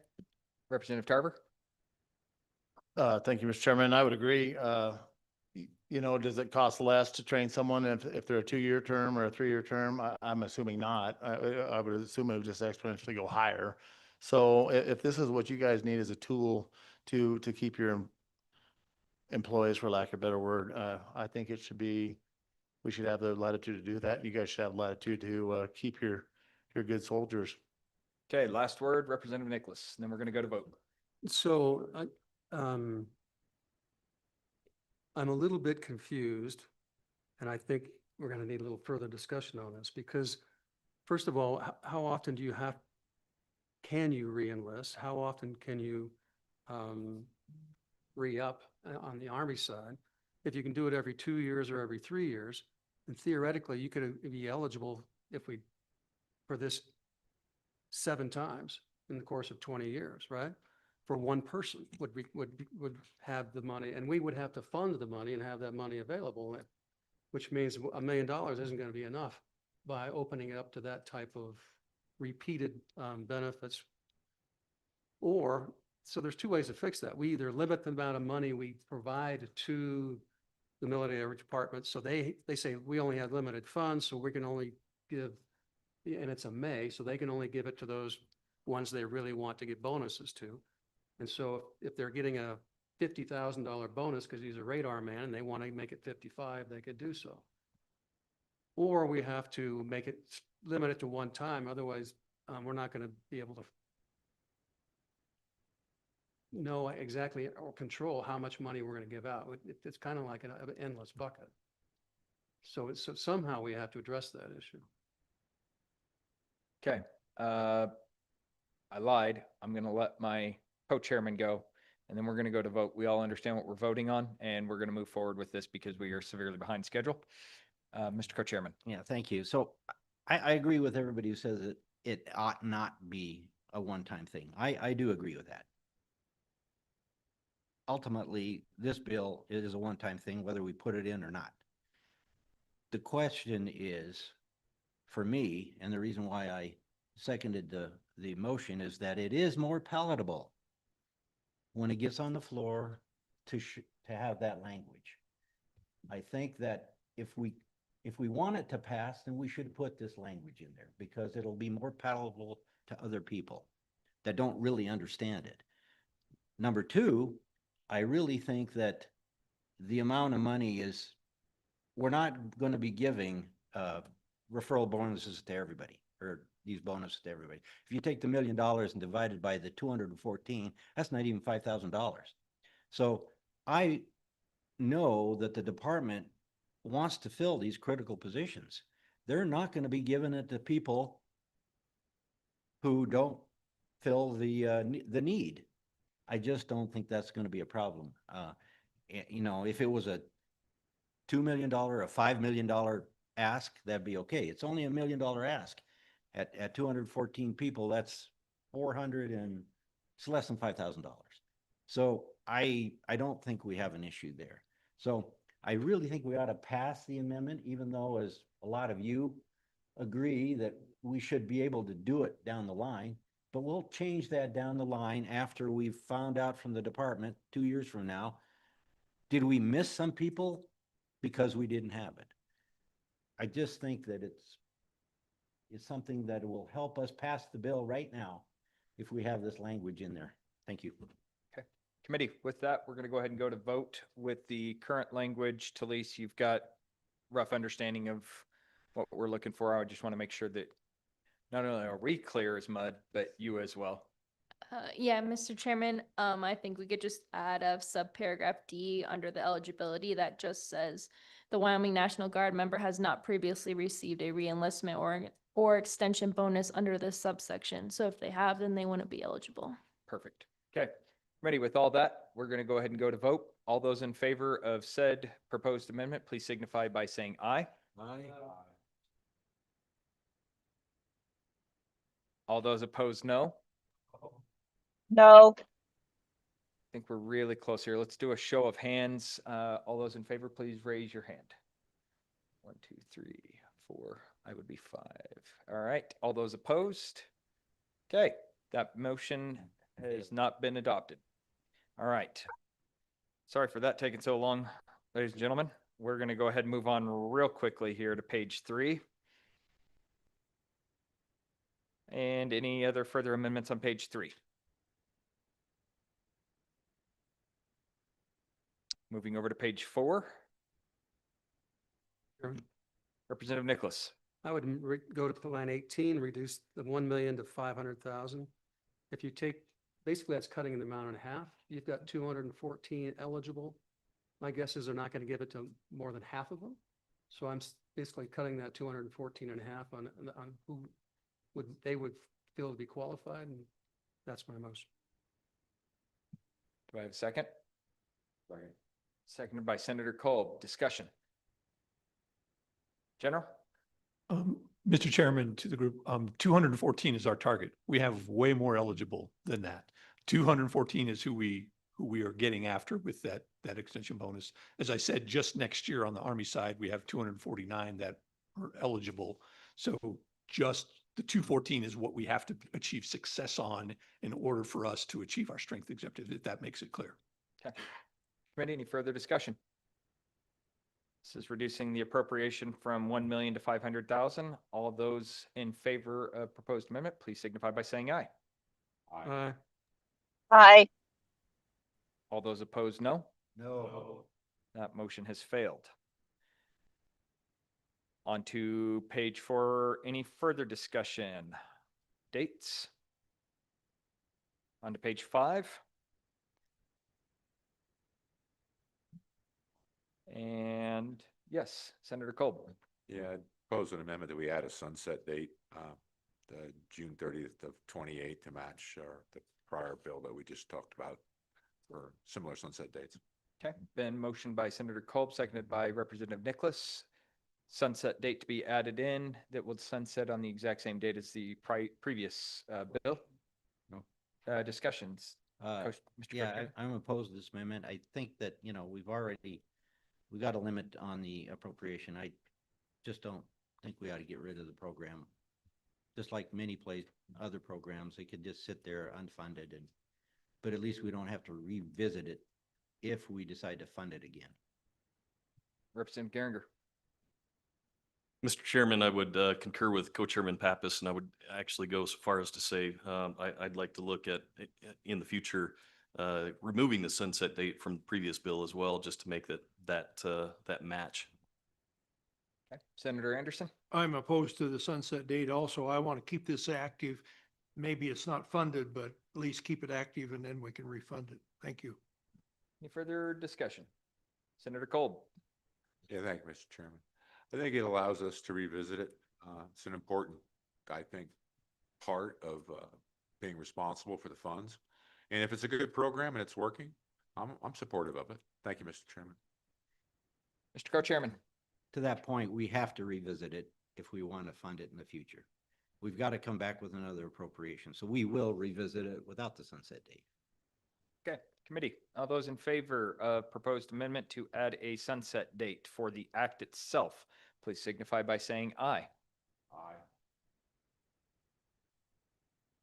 All those opposed, no? No. That motion No. failed. Might need a show of hands. All right, on to page 5. See here. Anything further for rulemaking promulgation, anything along those lines? Seeing none, nothing on to page 6. The only thing that I would like to add, and we may not be able to do this on the fly, guys. I really, really like the idea that Mr. Carini brought forward, Representative Heiler brought forward, and I will probably work with staff because I'm afraid of trying to do this too quick. To tie this to a 24-month payment plan to where they put in at least 2 years in the Wyoming Guard. If they don't fulfill that, then it immediately ceases. if they don't fulfill their full contract, something along those lines. The federal government does that. They pay up half up front, and then you get the other half at the end of your enlistment, those types of things. So I think that there's some ways that you can do that kind of stuff. General, maybe I'll work with you guys on this, but committee, just know that that will be coming forward before we actually take this bill to the floor for discussion. But I do think that's a really pertinent discussion, that if we're going to invest in these people, we want them to continue to reinvest in the state as well. Okay. With that, Eve, can I please have roll called on 24 LSO 31 as amended?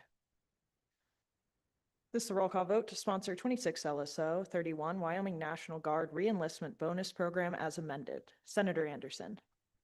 Senator Brennan.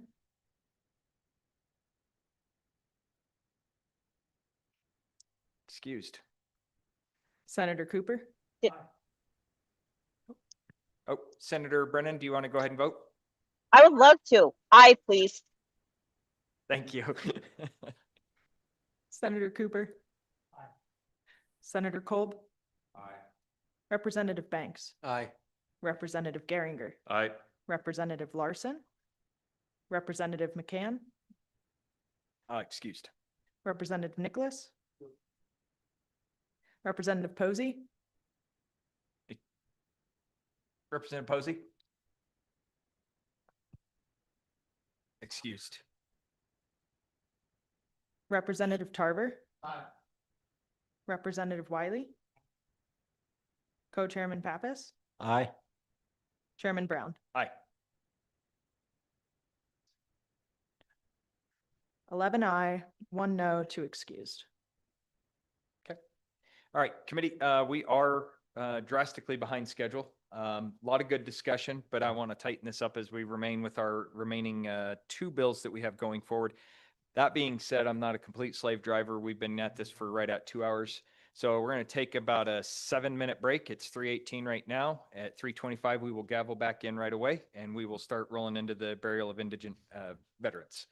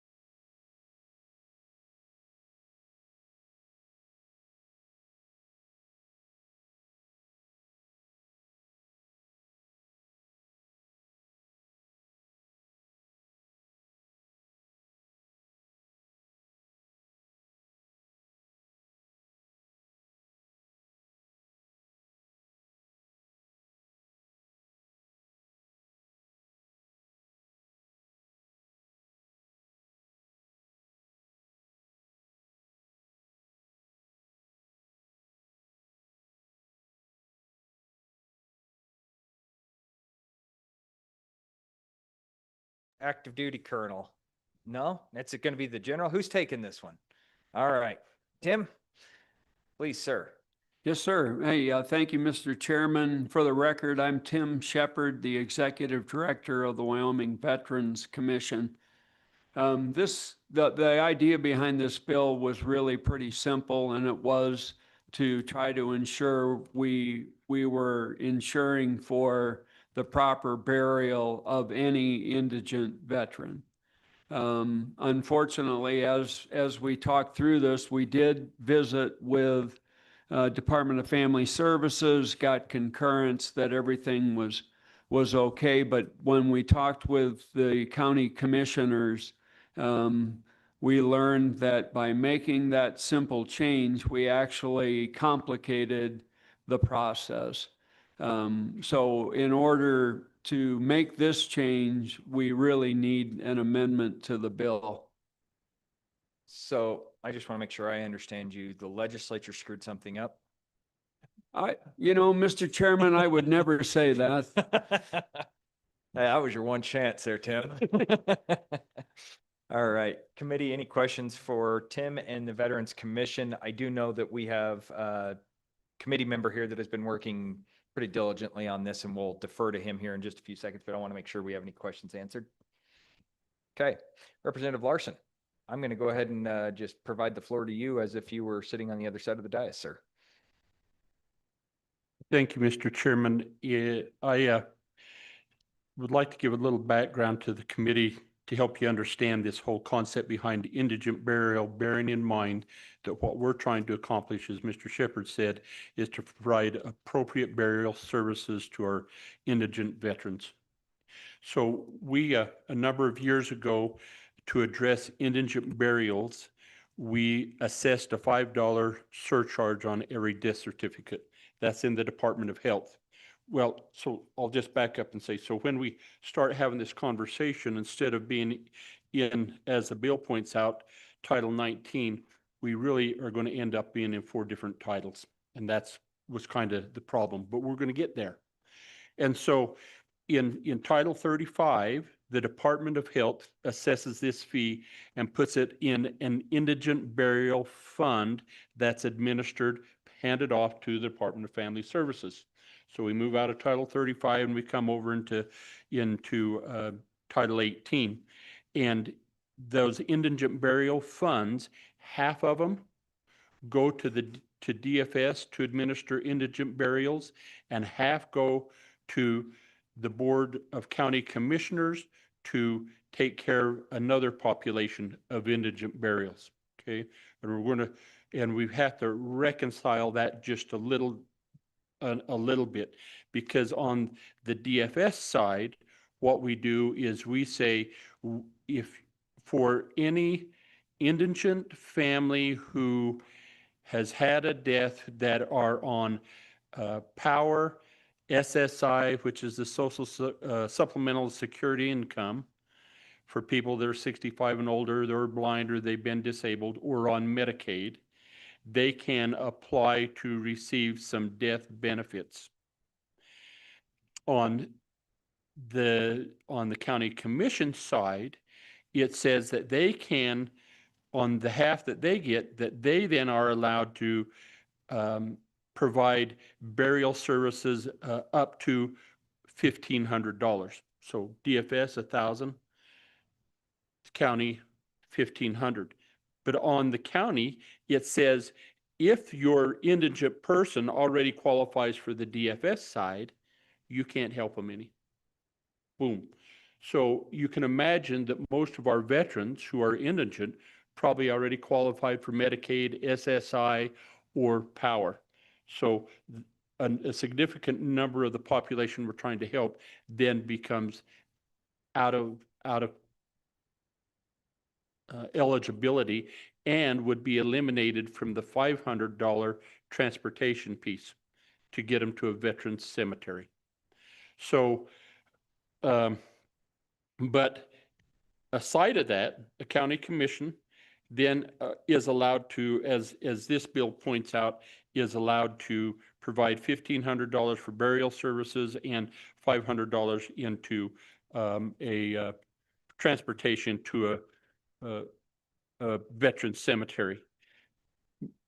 Mr. Chairman, so that covers, and so then that brings us into the fourth title, which is 19, which is the bill we have before us. I think we can correct this easily, but we've got to get the four titles to conform.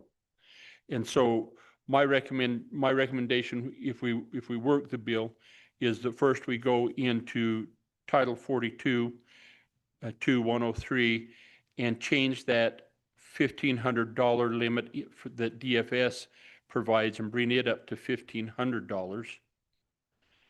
And it's not a mandatory amount, it's up to. And then go into the Title 19 stuff that we're working on today and say that anybody that qualifies for the 42, for the DFS eligibility will also qualify under the veterans eligibility, and that and then go further in and say that that the county the payment by the Board of County Commissioners in this section would be the payer of last resort. So what we're trying to do is bring DFS up to $1,500, allow those that qualify in DFS to also qualify in the veteran side, but because the county commission has to make that payment, we're saying that they'll be the payer of last resort. So if this person who's an indigent veteran qualifies under DFS, they can get that and they would be the payer of first resort. Then the remaining, it might just be the $500 for transportation or whatever. They can make an application to the county commission and that can be paid. Also, because these funds are based on the amount of revenue they get reimbursed, the counties get reimbursed, the funeral homes get reimbursed once a year. And they do that so that they can determine all the expenditures and then take the amount of revenue they have to see just to what extent can they cover it 100% of the cost, or do they have to reduce it based on the funds available. So for veterans, if they qualified for the DFS side and they were short on that side by a percentage or two, they could also request that be made up on the county commission side just for veterans. So we can fix it and we can make that work very nicely, but we just had to include the other titles, Mr. Chairman. Thank you, Representative Larson. Appreciate your diligence on this. Yes, Senator Anderson.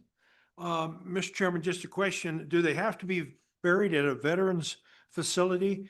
I think we have two in the state. So if you're very far away from one of those, $500 doesn't do much for the transportation. Yes, Representative Larson, please. Thank you. And Mr. Chairman and Senator Anderson, I think you'll recall the discussion when we talked about indigent burial is, and that's a fair question, what's the appropriate amount for transporting them to a veteran cemetery? Do they have to go there? No. No.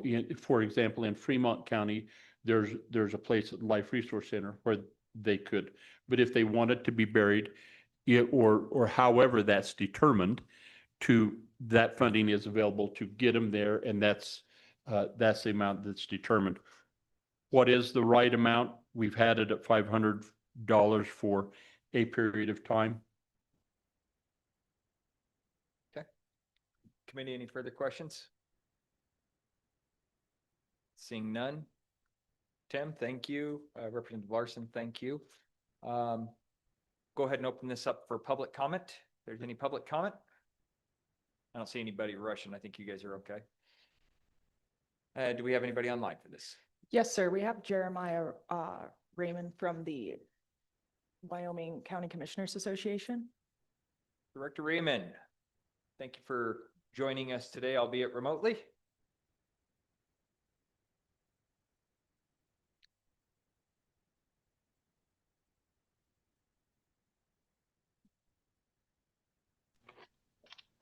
Welcome, sir. Floor is yours. All right. Good afternoon, Mr. Chairman, members of the committee. It's a pleasure to be with you this afternoon. I first want to start by saying, and just to reassure you that all veterans that might be indigent are being served under either the DFS program or the county program. The question here is, do we want to qualify them for the $500 transportation fee for those that are going to a veterans cemetery, and to ensure that we protect counties from becoming responsible for cases that it might otherwise be currently under the responsibility of the DFS. Mr. Chairman, just a few things. Representative Larson did a great job of providing some background. I want to make it clear that if a county is responsible for any indigent individual across the state, they must provide for that burial or cremation up to the amount of $1,500. There's no latitude. They must provide that as established in both Title 18 and Title 19. I know that Representative Larson has a proposed approach here. I have been working with him today on that, and I don't think that there will be any issue from counties relative to that. As I mentioned, if there is an indigent burial in the state of Wyoming that the counties are responsible for, they are responsible up to that $1,500. Some counties do go above that amount. It's entirely within their discretion. That just happens to be what they are capped at in terms of their responsibility. I do appreciate the work that the legislature did with us roughly 4 years ago to institute the fee on death certificates, that revenue is shared amongst the counties and the DFS. That has helped to reimburse counties for this particular expense. What I'll tell you in terms of that fund, over the course of the first 3 fiscal years, there was more than adequate revenue to cover all of the indigent burials that the counties were responsible for. That changed this year. We had more indigent burials than there was funding. So per state statute, we had to reduce county reimbursements down to 85% of the total that they had requested. Now, again, the funeral home still received their full $1,500, but the counties had to cover some of that cost. That's not a complaint, just wanted to update you on things. With that, again, I think what Representative Larson is moving towards is something that we could likely support, and happy to continue working with all of you as we work through this issue. Thank you, Mr. Reeman. Committee, any questions for Jeremiah and or the county commissioners? Seeing none. Thank you, Jeremiah. Appreciate you joining us today. I can understand why you didn't want to drive 5 hours for 45 seconds worth of testimony. All right. I did see that we have Family Services called on here. Do we have her?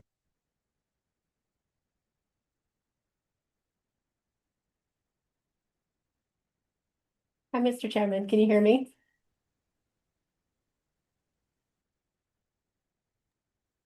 Mr. Chairman, can you hear me?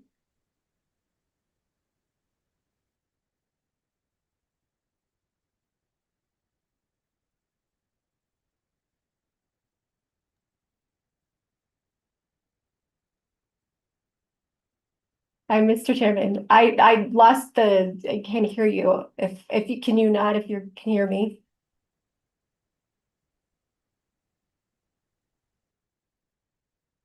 We can hear you. We can hear you. Yes, my microphone went dead. Oh, Sorry well. about that.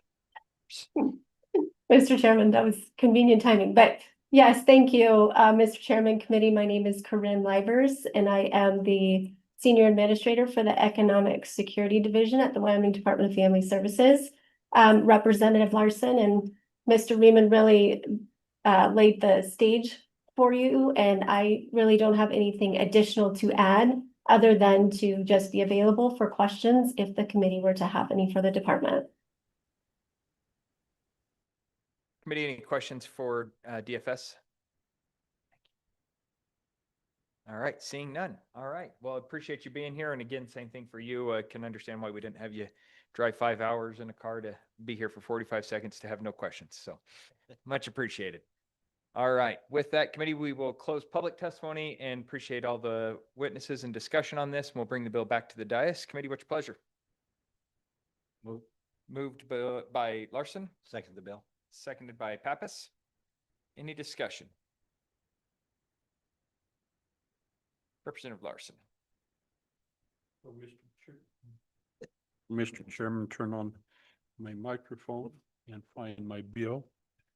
So there would need to be a new section addressing 42 to 103C and raise that amount in Title 42 to $1,500 in strike $1,000. So that'd be the first component of the amendment. Then the second amendment. Let's go ahead and do one at a time just to make sure that we stay on track for, that was seconded by Senator Pappas. Discussion on the amendment. Seeing none, all those in favor, all those signify by saying aye. Aye. All those opposed, no. That motion passes. Representative Larson. Thank you, Mr. Chairman. On page 2, and Talise helped me draft this, so rest a little assured. On page 2, line 10, after expenses, we'll insert language, any veteran that qualifies under 42 to 103C, which is the DFS component, shall also qualify under this section. Okay. And then we would switch over to page 3. And after line 9, which is the end of that sentence, we'd create a new subsection D and say, payments made by the Board of County Commissioners in accordance to this section shall be considered payment of last resort that follow all other sources. Okay. Do I have a second? Seconded by Senator Culp. Committee, any discussion on these amendments? Feel as if these are basically the intent of the bill. So with that, all those in favor of the current amendments, please signify by saying aye. Aye. All those opposed, no. That motion passes as well. Any further amendments, Representative Larson? That's good enough. Committee, any other further amendments? Any discussion? Seeing none. Eve, can I please have you call roll on 26 LSO 32 as amended? This is a roll call vote for 26 LSO 32 burial of indigent veterans amendments as amended. Senator Anderson. Aye. Senator Brennan. Aye. Senator Cooper. Aye. Senator Kolb. Representative Banks. Aye. Representative Geringer. Aye. Representative Larson. Aye. Representative McCann is excused. Representative Nicholas. Representative Posey. Representative Tarver. Aye. Representative Wiley. Co-Chairman Pappas. Aye. Chairman Brown. Aye. 13 aye, 1 excuse, Mr. Chairman. All right. See, I told you we'd make up a little bit of time. We're still behind, but we're getting there. That takes us to item number 4, military suicide prevention, 26 LSO 33, the firearms hold agreement limited liability. Talise, have you walk us through that if you could, please. Mr. Chairman, members of the committee, Talise Hansen, Staff Attorney LSO, presenting Bill Draft 26 LSO 33 version 0.4 Firearm Hold Agreement Limited Liability. This bill draft was requested at the committee's May meeting. This bill draft is a resurrect of 2025 Senate File 29. I'll start by walking through the bill draft. Section 1 starts on page 1, line 9 by creating Wyoming Statute 13120 Firearm Hold Agreements. Subsection A on page 2, lines 2 through 4 states that no cause of action shall arise against a person for returning a firearm to a firearm owner at the termination of a firearm hold agreement. Subsection B on page 2, lines 6 through 12 provides that the immunity provided in subsection A shall not apply to an action arising against a person for returning a firearm to a firearm owner at the termination of a firearm hold agreement if the action was the result of a breach of contract or otherwise unlawful conduct on the part of the person holding a firearm for another person.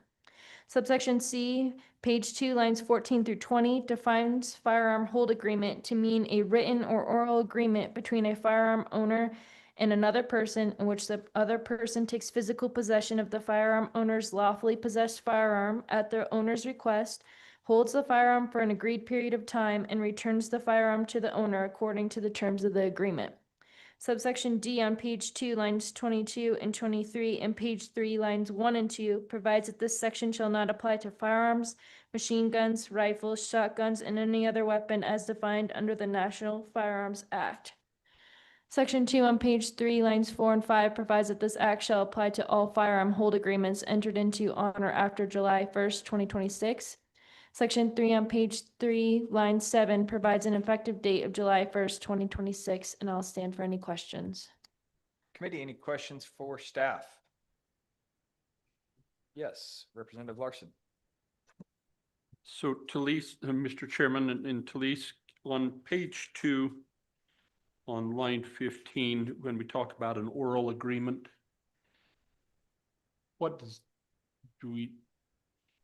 that seems really ambiguous to me and not quite sure. That would make me very nervous. I mean, I said this horse was going to cost $500, but Representative Dalton said, no, you said it was going to be $250. That's my word against his. And so as you drafted that, did you have any thoughts on how that looks? Mr. Chairman, Representative Larson, I think that was just at a lot of other states, including Montana, which has this exact language, they use written or oral agreements. That is a policy choice for the committee, but I do think that there are probably situations where people don't have a handwritten agreement that you're going to hold someone's gun and you just went to someone's house and asked them if they would hold it for an agreed a period of time, and oral contracts are enforced all the time, but it's a policy choice for the committee. Thank you. Talise, just on that, this is probably a little bit more into the judiciary side of things, or, judiciary committee, but aren't oral agreements in the state of Wyoming as good as written agreements as far as contracts go? Mr. Chairman, yes, that's correct. Okay. And if I remember correctly, this has been 2 years now, but I believe that was the discussion that this committee had, Representative Larson. Just kind of bringing you back on a little bit of this. We brought this bill forward, passed out of the House, went over to the Senate, and it ended up dying in the Senate. And I think that might have even been a portion of why it died over there, was because of the ambiguity of that. But at the end of the day, the discussion was, look, if I'm fretting, right, as somebody who wants to say, hey, look, I need you to take my guns, I don't want to have to drop a physical contract, as easy as they are to drop with ChatGPT now. I don't want to drop a physical contract, have you sign it, have me sign it, go get it notarized to prove that, hey, everything's okay, that there is a verbal communication that, hey, I'm giving you this to make sure that you're okay, and make sure you're okay with this. And then you say, yes, I'm okay taking your gun. And the liability on there then becomes taken care of. That was, if I remember correctly, the whole impetus behind the oral agreement. Mr. Chairman, my concern is less on taking it as much as it is giving it back. And then a crime's committed, and the person who owns the gun and received it back maybe has mental or some other challenges, commits a crime and says, no, he said, Mr. Brown said that he was moving, and I thought he was moving and was going to take my gun, so I took it back. And I mean, I think it puts the person that was trying to do the right thing and hold the gun and think that it's back. I think it puts, I'm looking to our legal friends, but it just seems like that's I think you'd want to be real careful on taking somebody's gun and holding it for them. I don't disagree, and I think that might have been, senators would be probably better pressed to, I believe Senator Nethercott was the one that had some concerns and some consternation on it, but I believe that was actually part of the process as to why it failed. Senator Anderson? Mr. Chairman, I'm confused on page 2, line 22, section D. This section does not apply to firearms, machine guns, rifles, shotguns. What's that about? Why does it not apply? If you have a slingshot, it doesn't apply. Senator Kolb? Yeah, thank you, Mr. Chairman. I could explain. So NFA items, what they're talking about, National Firearms Act items, you're not allowed to just hand them off to anybody without federal approval. They say a machine gun in essence, you just can't do that without a proper background check for the person receiving said firearm. In this case, a machine gun, which is probably the easiest, the highest level we're talking about. But it goes all the way down to silencers. That you just can't hand them off because there's federal paperwork you have to comply with. So we don't have the latitude to override the federal government rules for NFA items. And that's the reason why it's excluded. I mean, that's my understanding of it. Thank you. That's exactly it. Okay. All right. Any further questions for staff? All right, we're going to turn this over. Oh, So I do have a follow-up on that answer, because the way I read it, this doesn't apply to any firearms, machine guns, rifles, shotguns, and any other weapons defined. So that includes both. Not and just, any other weapons as defined by 26 USC. right. So and adds the before and the after. So any firearm, just because it's not defined, still means doesn't apply to it. So I think as written, it doesn't apply to anything. That's my reading of it. So you're saying it would be better to have that be or any other weapon as defined by? Actually, that would be worse. I mean, I think as it's written, it has to be redrafted to make sense. I disagree. I understand where you're coming from, but if you read it in its entirety, right now we're breaking it across page 2 and page 3, which makes us read it differently. But that whole sentence in its entirety is saying underneath the National Firearms Act. So it's any gun that is underneath that, as Senator Kolb was saying, which is basically machine gun, silencers, those things that are underneath those. No, I would disagree though, because when you have a conjunctive, an and, that means it applies to the first phrase, which is any firearm, machine gun, and any weapon defined under USCS. So it applies to both sides. Talise, I think we might need to potentially look at that. I don't disagree with the way that that's phrased. I just don't know. Maybe we change the order. The section shall not apply to items listed underneath 26 USC.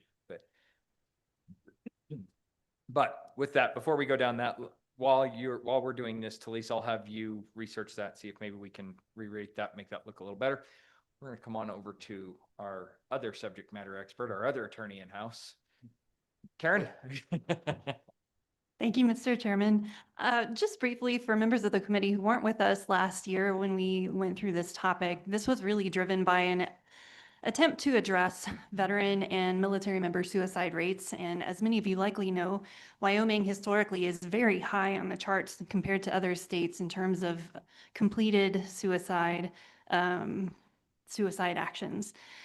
Last session, this bill did get introduced and it did die on the Senate side on the floor. And there were two main objections that came to it. One on the legal side had to do with what I understood to be the scope of indemnity and some variations in the use of indemnity versus liability. And so I think there is some cleaning up that still needs to occur. And my hope had been to work with Senator Nethercott prior to this session, but unfortunately we just weren't able to accomplish that to clean up some of those concerns. The second issue really was raised by a member who was wondering if the Good Samaritan law might take care of a need to codify a limit of liability for somebody who agreed to hold a firearm. I've looked through the Good Samaritan law in my estimation, and granted, I'm not anything other than just a person who works for the Wyoming National Guard looking at this, but I don't believe that would be sufficient to prevent liability or to reduce risk for someone who agreed to hold a firearm. Primarily, it's interesting because that's a really relatively new statute in terms of how it was expanded. So in 2025 session, it was expanded to add in protections for persons rendering aid related to mental health crises. But it is very new, and because it's new, that means we don't have any case law that interprets exactly what that language means or how it might work in practicalities. The statute requires someone to render aid at the place of an emergency, accident, or mental health crisis. So as an example of some of the challenges we might end up in if we rely on it, what exactly does the place mean? Does it mean the place where somebody might shoot themselves? Does it mean the place where they might go to give somebody their weapon? How does that exactly unfold? Is there a time limit or a duration? And all of those things are subject to interpretation, and I can't tell you what a court might say one way or the other about that. In other words, facts would matter. I think the biggest concern I would have on relying on that is that if something happened after a firearm was returned to the rightful owner, there's just no clear protection for the person who made that return. And so it creates the situation for them of additional risk. And that's what we are looking to try to reduce as risk. The reason the focus continues to go to firearms is because of all the different factors that weigh into where veterans may be driven to think about or contemplate suicide. One continuous repeating factor is the availability of unsecured firearms in the home. And so if you look at slide 12 of what we've provided, it's about 28.8% of completed suicides identified that as a risk factor. And so limiting access to that firearm can make a great deal of difference, if for no other reason than providing a break in the amount of time between when somebody has that thought about completing harm to themselves versus actually taking action. And we see that in other methods, right? You see gun locks or gun safes or other things that are designed to slow down the process from having the thought to completing the action.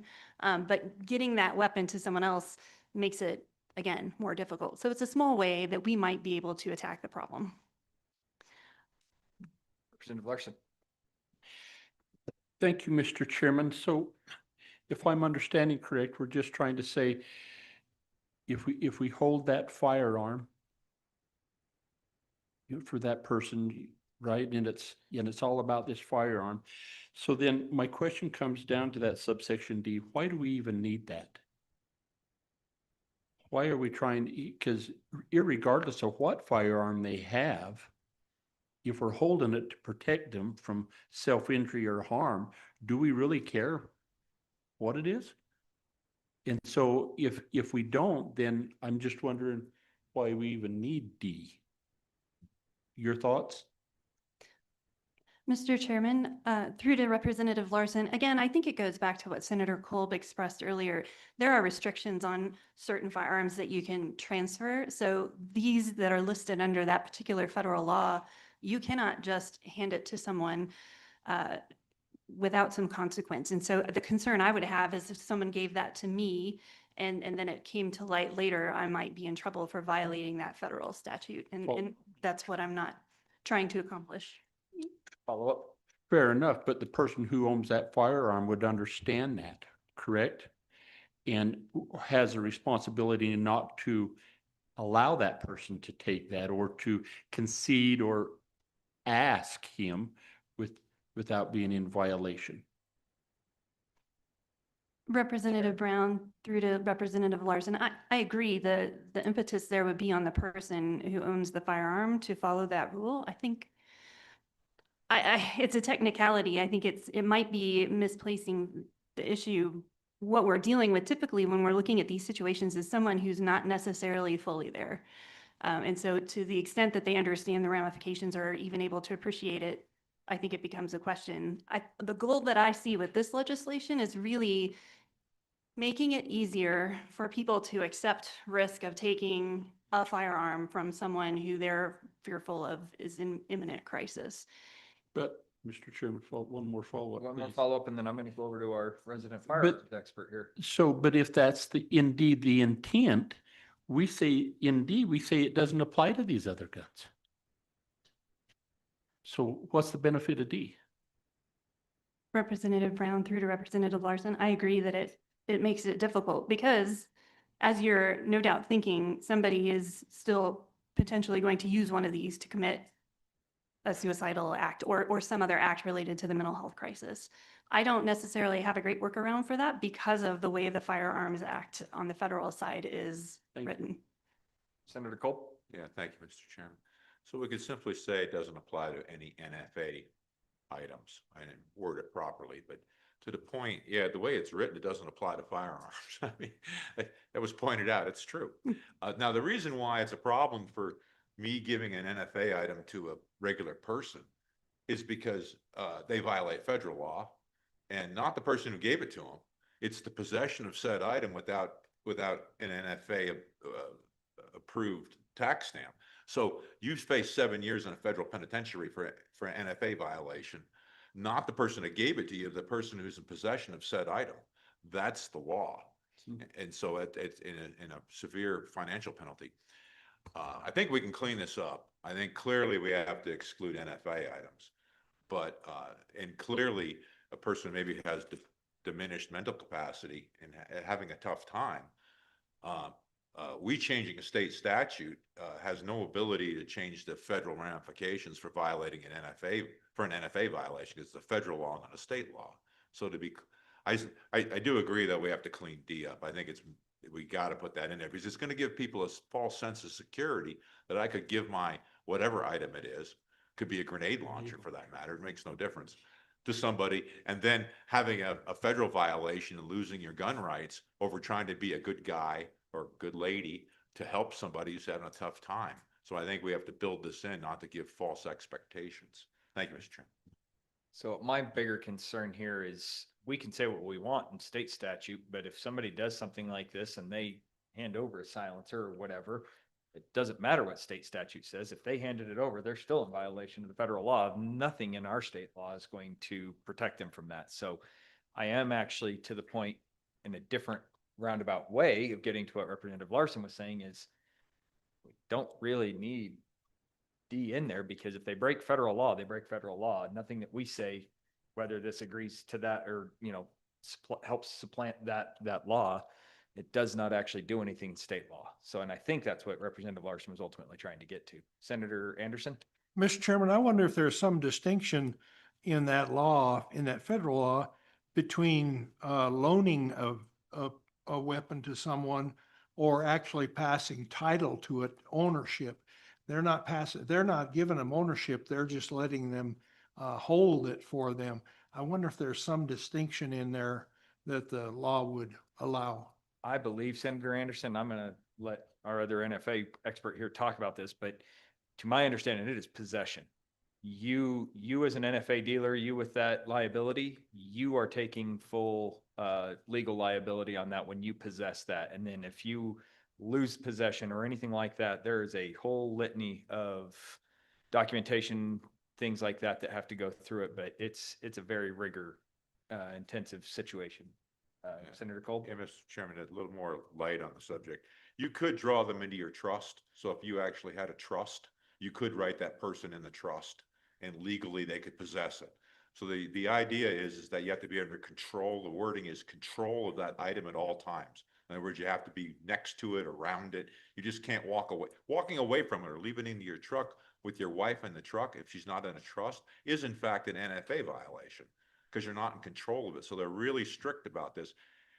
And they don't go after people, I think, typically, except if you're charged with some other crime, then they come down and look at these kind of things. But yeah, it's possession with the NFI item was what you have to have control over, is that possession. If that helps. Thank you, Mr. Chair. All right. So I think we have taken what was already pushed through a sieve one time and added more mud to it. Made this a little more difficult, but do we have any further discussion for Talise on this and or Ms. Hinkle? Talise, I am curious if we come back to you, if you came up with any discussion on our.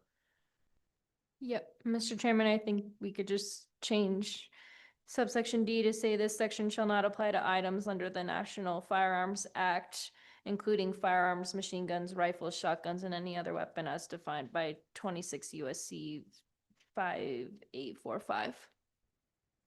And then I'm also still getting to the point now that I'm almost not sure that we actually need it. And I feel like it kind of slightly muddies the waters, but Senator Cole. Yeah, thank you, Mr. Chairman. I think it lends clarity to people what you can and can't do. What concerns me is if we write state laws that looks like, hey, I'm helping somebody out, and then in fact, you're getting them a liability and in trouble with the federal government. That's why I think it's good to put this in there, is because it sends a warning to people. It says, hey, this doesn't get you out of an NFA violation. This merely says that there's, basically warning.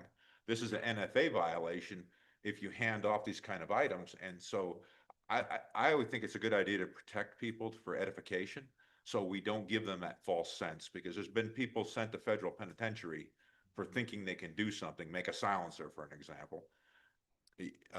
And this, I think, adds Actually, that. as we would say, belts and suspenders. It does. I think it's responsible legislation for folks, that we don't give them the wrong sense of what they can and can't do. Yep. Thank you. Okay. Committee, anything further? All right, seeing none. Thank you, Ms. Hinkle. Veterans Commission, did you want to, I didn't even see Tim. I'm guessing you were in charge of taking that for Tim then. All right. All right. Anybody, public comment? Mr. Winnie?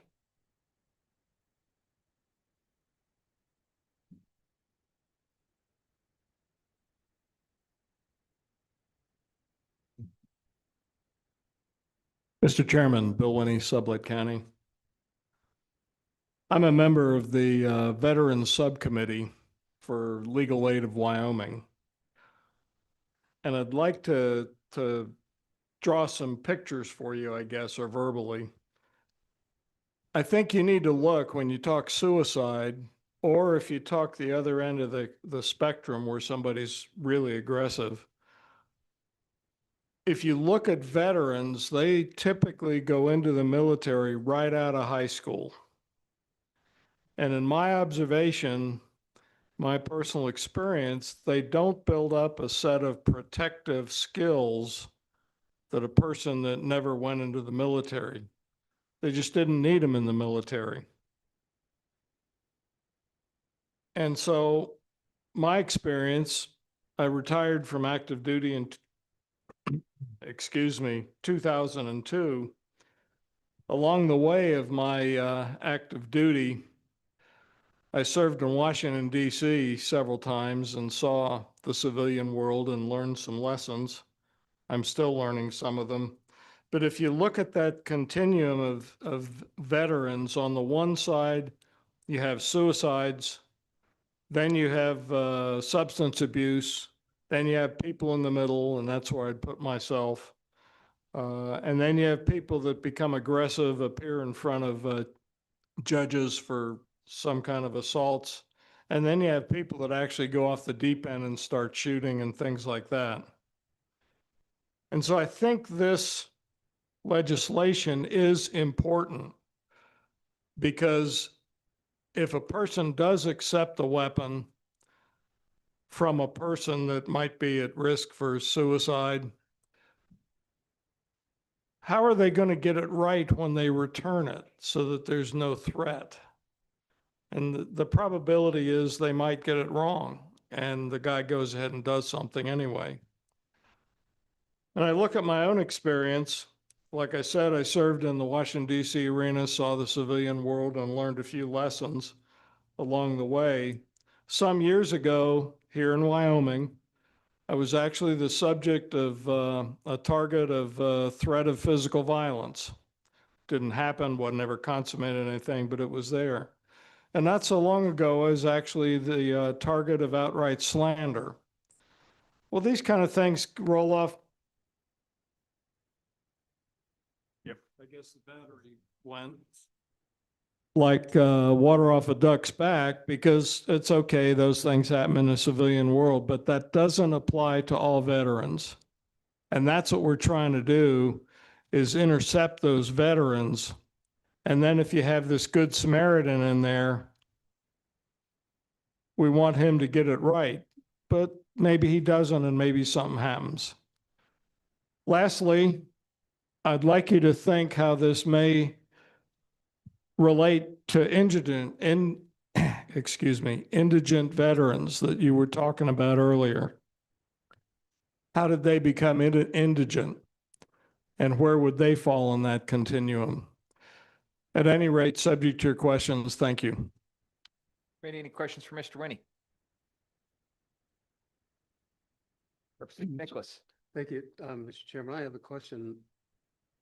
What firearms does it, under the National Firearms Act, does this would be that it would apply to? Since that's exempt, all those firearms, what firearms does it apply to? I don't, so was that question for Mr. Winnie? Yeah. Oh, okay, Mr. Winnie. I wouldn't draw the distinction about the Federal Firearms Act to the extent that you're trying to slice and dice that versus the state authority. I'm not the guy to do that for you. Okay. Thank you, Mr. Winnie. Committee, any further questions? Seeing none, we'll close public comment and we will bring the bill back to the dais. Committee, what is your pleasure on 26 LSO 33? Moved by Pappas. Seconded by Geringer. Committee, let's work this bill. Page 2 is where the meat of the bill here is going to come into this. I do believe, Colonel Hinkle, you said that there's still some language that you think we should massage. Do you want to walk through this with us and let us know if do you have those amendments ready or would you prefer? Mr. Chairman, I really wanted to speak with Senator Nethercott to understand the full scope of what her concerns were with the liability and the indemnity language, and I'm just not prepared to offer that yet. Perfect. Understood. Yep. So we will, what we'll do is we will try to work with her as well. We'll let her know. I'll have staff let them know that this was, if we vote this up, that this is up for her availability to look at, and then the chairman and I will work with her and see if we can't track some of that down as well. Senator Cole? Yeah, thank you, Mr. Chairman. Just to answer the question that was asked, what does this really refer to? Short-barreled shotguns, short-barreled rifles, machine guns, silencers, and destructive devices. A destructive device is like a grenade launcher. There's a bunch of those you could own legally, and that's what it really, that's the big topic. And I don't know if I got them all, but those are the ones I'm aware of for the NFA items. Okay. Bazookas. Who knows? So Representative I've Nicholas? got a couple different comments. Number one, I've been looking at the definitions. Any other weapon, basically it means any handgun as a practical matter, other than a 22. It looks to me like. So it's about every gun that you hand over. That's when I'm reading through the Federal Act. But I have a couple real issues with this. Number one, you almost never give blanket immunity for anything because there's always exceptions to it. This bill is an absolute blanket immunity. So if you know this person is mentally ill and he might shoot somebody and you give him the gun that he gave you last week, you're immune. And that's wrong because you do have some liability if you give a gun to someone that is at risk of using it improperly. Why would we prevent blanket immunity for that? Not only do you have immunity, but you can't even bring a lawsuit because what this says is there's no cause of action. So if you file it in court, it's just dismissed automatically. That's just not justice. And so why would we have a blanket situation where when you know that this person is at risk, you have absolute immunity? I don't know any other thing that we do that. We don't do it with automobiles. We don't do it with anything else. If you're liable or if you're culpable for some reason, then you should face the consequences. That's part of being adult in our society. in a complicated society. And so it just makes no sense to me that the way this is crafted, that we would do that. I mean, if you give it to your friend and your friend leaves it on the counter and then 5 years old comes up and grabs it and uses it, it's not your fault, right? It's the person's fault. But to have blanket immunity per se, particularly for a deadly weapon, I just think it's bad government. So I'm just against the bill. Okay. Co-chairman? Yeah, may I ask a question of the military department? I know, being on the NCSL committee for this, a lot of states are doing this. There's many states that have passed this legislation, but I don't know what their legislation looks like. Are there exceptions that maybe would alleviate Representative Nicholas's? Do we know how the statute? I know this legislation is passing in many of the states. I just don't know what it looks like in the other states. Mr. Chairman, Mr. Co-Chairman, actually, I don't think we're aware right off the top of our head if this is prevalent across. I think when we originally looked at this 2 years ago, we didn't find a lot of legislation, and this sort of devolved to where it is now. So we could certainly do some more homework and see where that sits, but we're not aware of any other legislation that mirrors this, unless LSO modeled it after some place that we didn't see. No, Mr. Chairman, please. No, I know at least two other. Oklahoma is one of them. And I forgot the other two. It was brought up in our committee. Yeah. There's other states looking at this. Yeah, Mr. Chairman, I just looked it up. There's about 15 or 16 that I could find. Yeah, But I looked at some of the bills and I don't know where this crap is from because none of them look like this. So I was just scrolling through them. I tend to agree with Representative Nicholas that maybe it's just too broad.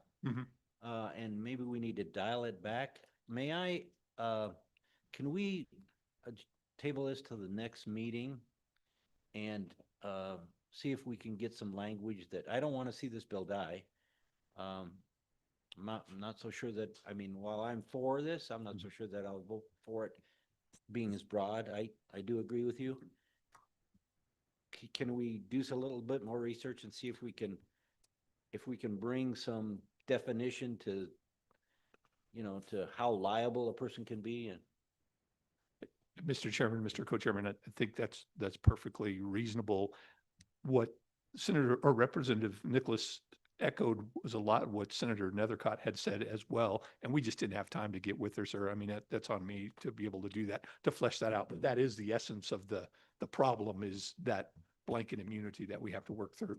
Okay, so I think what we're going to do here, committee, I've got two hands raising on either side of me, and I'll get to you guys here in just a second. But my anticipation is that if we want to do this bill, and we do want to have this, number one, I understand what you're saying, that we should have talked with Senator Nethercott, and I completely agree. Let's get that done. So I'm actually going to pull chairman prerogative on this, and I'm going to pull this bill from consideration. And I'm going to request that if we do want to see this, that get addressed, because if we're just seeing the same bill completely rehashed exactly as it is, there's no chance of us bringing it forward. So I'm going to pull chairman's prerogative on this. We're going to pull this back to Lise. Eve, let's go ahead and consider this at our next meeting if it's updated. And then with that, I will bring back in the two hands and see if there's anything further that you guys would like to do. So we'll start with Representative Tarver first, and then Senator Cole. Mr. Chairman, thank you. And I don't know if you guys looked into this, but don't Good Samaritan laws kind of protect this? And maybe Representative Nicholas already knows the answer to this question, but are we not protected now from helping a friend out in this situation? Is there a reason we need this that Good Samaritan doesn't cover? Hey, Representative Tarver, I do believe that there was some pretty good discussion with Ms. Hinkle's opening remarks that the Good Samaritan law in the state right now would not cover this. It would not be good enough. It's not applicable to what we've got and what we're trying to do with this in particular. General? Yes, sir, Mr. Chairman, Representative Tarver, that's our assessment right now. The way that the the Good Samaritan law has been changed most recently in 2025, put some very specific circumstances around what it's covered and what it's not covered. Since, as Colonel Hinkle put out, there's no case law for the court to determine whether that's a precedent or not, whether there's a good thing there. We're sort of left at evaluating based on our own experience, whether that's sufficient. Our assessment is it's not sufficient, but that's, as Colonel Hinkle said, it's our assessment. Yeah, I believe the words were, "I'm just a person who works for the Air Guards." So, and totally understandable, but you do have 2 letters behind your name that help us give a little bit of credence to that. So Senator Cole. After. Yeah, thank you. Thank you, Mr. Chairman. Yeah, I think I'd like to see the bill work. I think this is what came up in the Senate. It just took me a while to remember. But you can't offer blanket immunity for people that have behavior that a court of law would find inappropriate, right? Although I understand the good you're trying to do, the danger is you're bringing in a whole bunch of other liability. So that's why it died in the Senate. So I'm still in favor of the bill. I think it needs to be worked. Let's look at model legislation, other states. Thank you. Representative Nicholas. Yeah, and so the purpose of the bill is prevention of military suicides. And that's what, at least that's, that's as I understand it. I don't think that's what this bill does, because if you have a hold agreement, you hold a gun for say the hold agreements for while you're going through counseling, and you give it back in 6 weeks, you're done with counseling. If that person commits suicide with it, all it does is say that I gave the gun back under the hold agreement and I'm not liable. You're not liable anyway, currently. So it almost does the opposite. This means you can hold a gun and give it back. It doesn't matter if he kills himself or not, and even if you know he's at risk. So to me, it's actually can be a benefit for someone who wants to commit suicide. I mean, it works both ways. If you think of the factual scenarios you can put in here, this could actually do damage as much as it could help. So I just think it needs reworked to get there. Okay, committee, with that, we're going to pull this back. Just request that you guys certainly get in touch with Senator Ethercott, also with staff to rework this bill and bring us something a little bit different in the next go round. I believe that will be the only topic for us, pending you guys having closing comments for yourselves at this point. Anything further you need for the committee to discuss? No, sir. Thank you. It was a great discussion today, and I certainly appreciate being allowed to be here and testify in front of everybody. I will tell you, your Wyoming National Guard is working hard. There is some great soldiers and airmen out there across the world doing great things, and appreciate all your support that you provide the men and women every day. Thank you very much, and thanks again for your time. Appreciate you, General. Thank you guys very much. Sergeant Major, Colonel, thank you guys. Captain back there sitting quietly and doing all the hard work back there. So thank you. All right. With that, committee, I did say that we would be hearing something that is not on the agenda, but just due deference to collegiality here. What I will say is I will preface this. Senator, please come forward. Everybody go ahead and please come forward. You will have a copy of the draft legislation that Senator Larson is bringing for us. It was provided to you guys here as a handout. Committee, I have already informed the senator that it is my recommendation that this committee will not likely take this up as a committee-sponsored bill for multiple reasons, but namely, this was not a charge by Management Council. I have had numerous calls, numerous discussions across the board of people wanting to bring committee-sponsored bills, and I have in the past allowed a lot of bills to come through as committee-sponsored bills because that's a good way to do it. One of the problems that I have with that is it puts an onus on staff, and then it also is a committee-sponsored bill regardless if you're on this committee or not. When it's not when it is not Management Council driven, that goes outside of our purview of what we were asked to do. We shrunk our days. We, Chairman and I, pulled in what we thought we could accomplish in our committee timeframe, and that's what we brought forward to this committee. And other topics failed to make it through the process, very diligently brought topics by many other members of this committee and other committees as well. That being said, due deference, I believe this bill has made it to this committee multiple times as a discussion topic, at least maybe not to the House side. I know it made it to the Senate. And in the case of that being said, Senator Larson asked if he could bring this forward as a discussion topic. I will personally not be bringing a motion or anything like that. If this committee feels the will to override, you're more than welcome to. But at this point, what I am going to do is allow Senator Larson to go over his bill, explain what it does, why we need it. And if the committee feels the intentional obligation to carry this as a committee-sponsored bill, you can do it.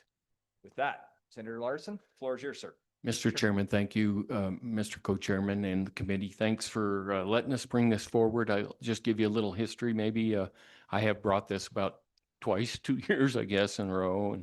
And I get to the committee and I don't get very much further. Obviously, we are always so busy with all the bills we get. But I do think this is very important for our state.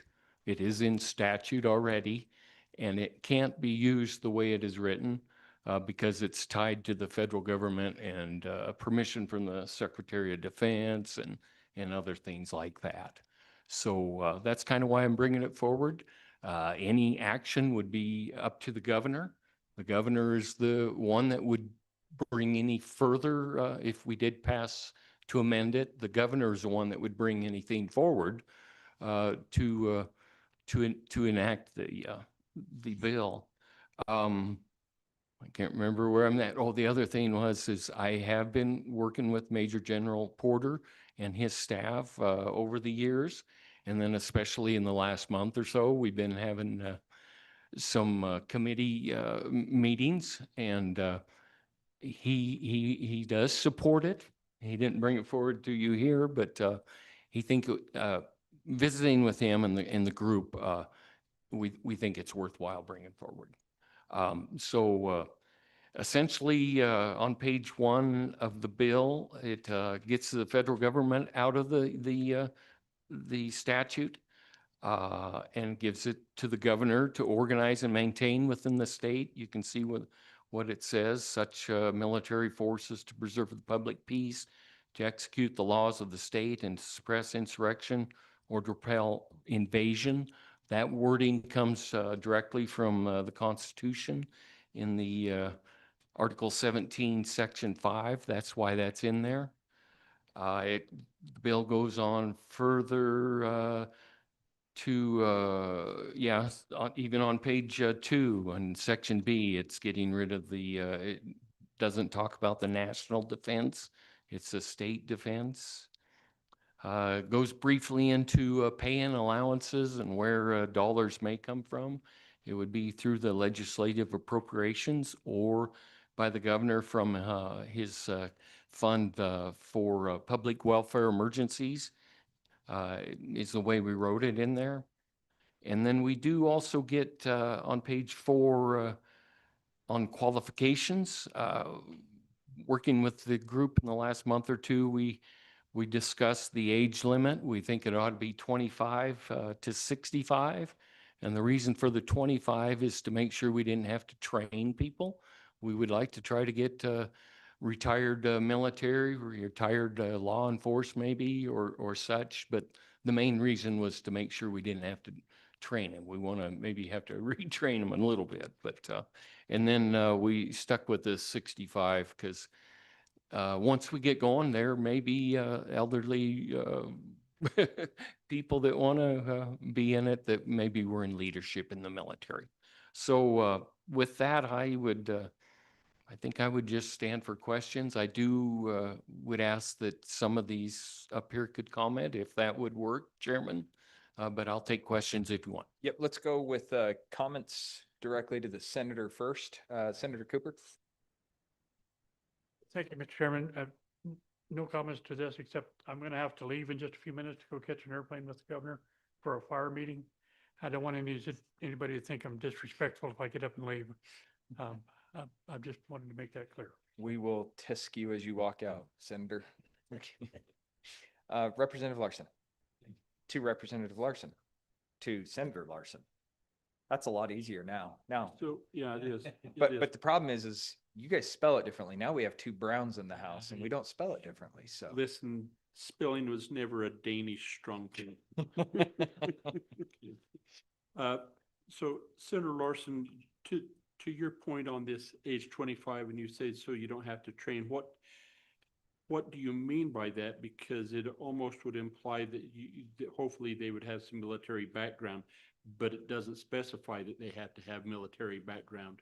So if they don't have to, you're going to have to train them. Mr. Chairman, if I could Please, comment, Senator. I think this is something that Council of Defense would have to define and in the, as they proceed through the process. So that would be my comment there. That is the intent of changing the age. What the Council of Defense would come up with, I don't know. Mr. Follow Chairman, up? but then but the reason for changing is so you don't have to train them, right?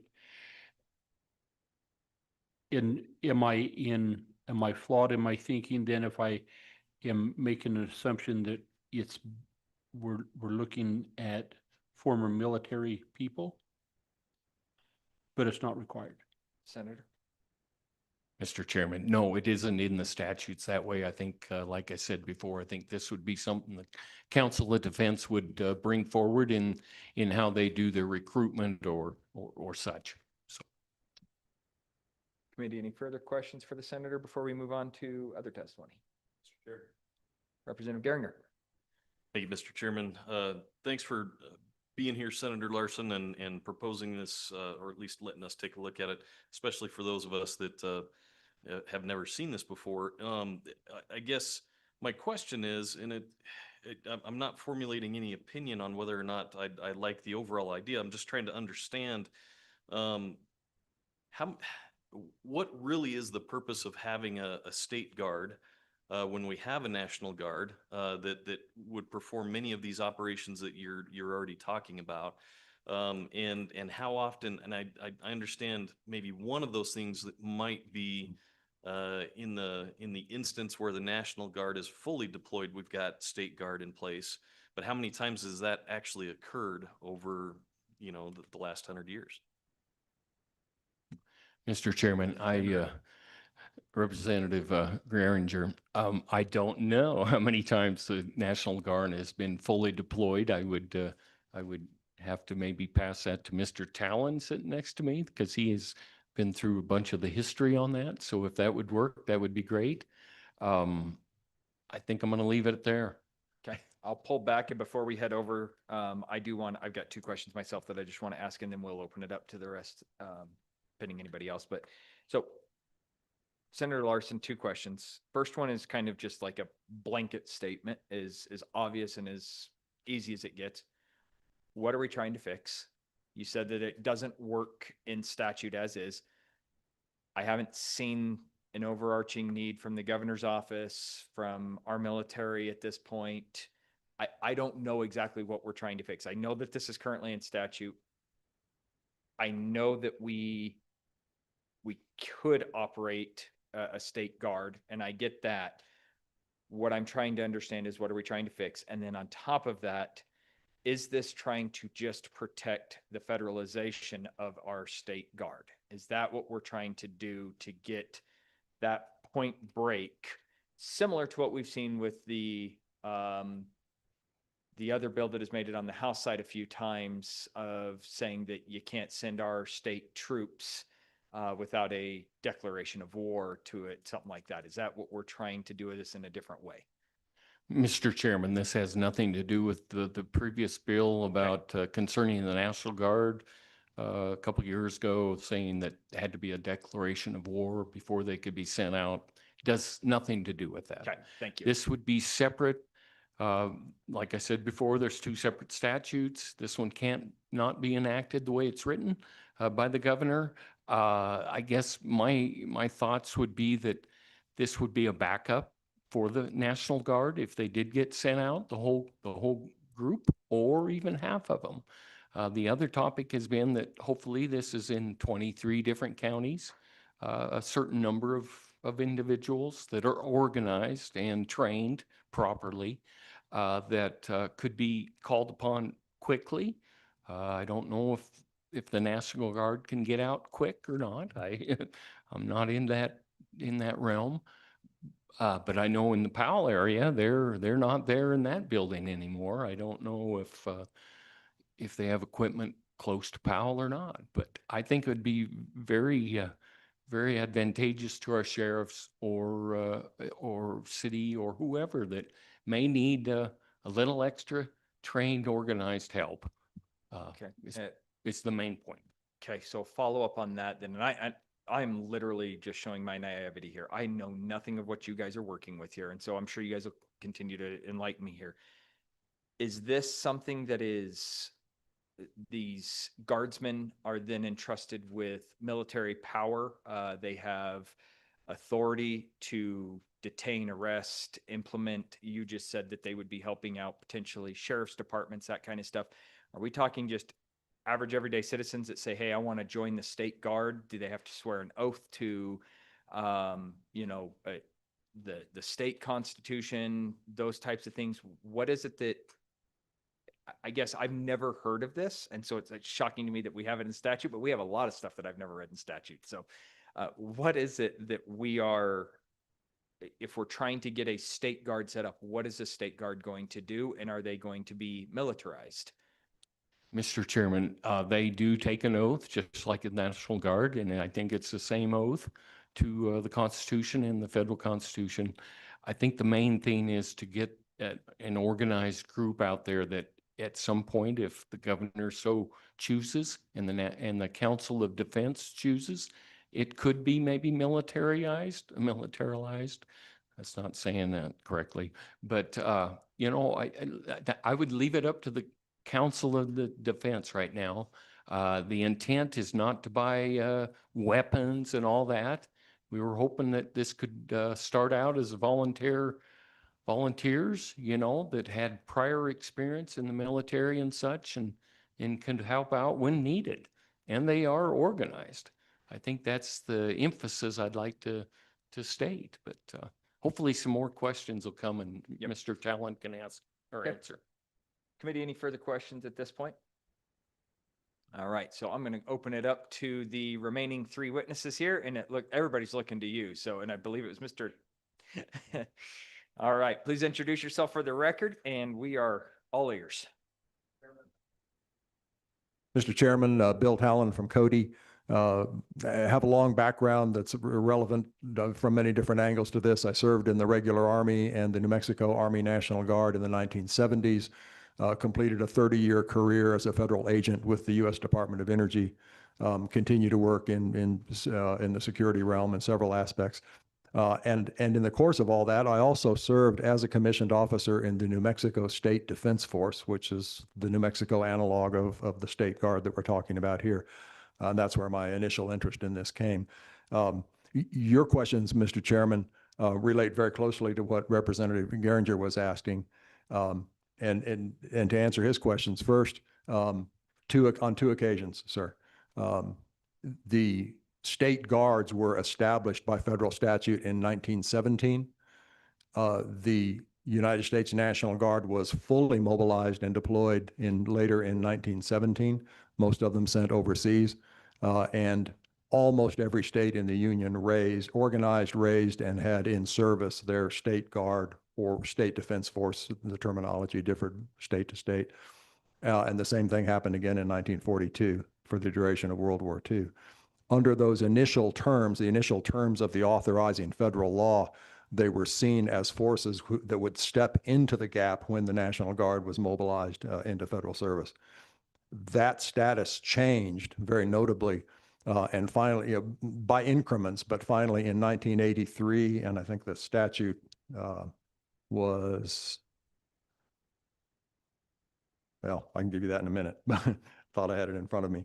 But federal statute in 1983 established that it was under the authority of any state to organize a state defense force as a standing state military force, regardless of the status of their National Guard. Because of the problem that had arisen was if you wait until your National Guard is mobilized, how are you going to stand up any kind of trained, disciplined force to fill in behind them and perform any of their missions on the spur of the moment in anticipation of that event before it happens? So under federal law now, the state is authorized to form a standing force. And that brings us back to some of the language in Senator Larson's bill, which is dated actually back to the early post-World War II period when those federal statutes were still in the old form. And they talked about standing these forces up when the National Guard was deployed. But now that's no longer the case. And in fact, if the governor were to make a phone call to the Department of Defense in Washington to ask for their concurrence or advice in this, they would hang up on him. Federal government takes no role, is not interested, and very significantly offers no support. The federal government does not offer a dollar of assistance or any assistance in kind. Funds allocated to the National Guard cannot be diverted to the State Guard. It is defined in our statutes literally as a state military force with a chain of command that ends at the governor. Governor is a commander-in-chief, the adjutant general directly under him, and then the rest of that chain of command would be formed at the discretion of state government. So that's sort of the background of these things. Right now, we have at least 22 states have standing state defense forces of various sizes, various capabilities, various missions. Included among them are Florida, Texas, California, North Carolina, many other states. They're recruited and organized as military forces. They perform primarily duties in support of other state and local agencies. For instance, in Florida, the State Guard forces assist in drug interdiction, both offshore and onshore. They provide small, highly trained units that provide tactical assistance to state police in drug interdiction and cartel-related activities. California has approximately 10,000 people enrolled, and the most recent large-scale use of them was in the heavy wildfires of these last 2 summers, where the State Guard would organize patrols in areas that had been evacuated due to the fire threat in order to deter looting. And then back, Mr. Chairman, to your question about authorities, those differ again from state to state, and so that is entirely within our latitude as a state. The Council of Defense that's authorized in these statutes would have to address that. Most commonly, some portion of a state defense force is authorized, in fact, to be armed, and they operate with the authority granted to them by the state, which will generally parallel state active duty of the National Guard. So the rules of for the use of force that our National Guard troops would have in a domestic emergency would be very similar to what the State Guard would fall under. But again, there's a lot of discretion that the state has in how they are organized and how utilized in those fashions. That clears up a whole bunch. Thank you. Appreciate that. And as you were You talking, bet. I went and pulled up the New Mexico State Defense Force, read a little bit there as you were talking. So I'm getting a little bit better understanding of this. Committee, any questions for Mr. Talon? Representative Larson.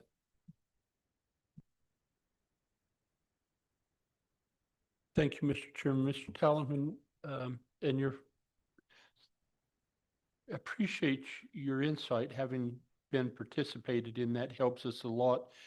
But then looking at the state's budgets on those states that have a state force, it appears that it's not necessarily dependent on population, but seems to be pretty consistent about being about anywhere from 4 to 9% of the state's general fund budget.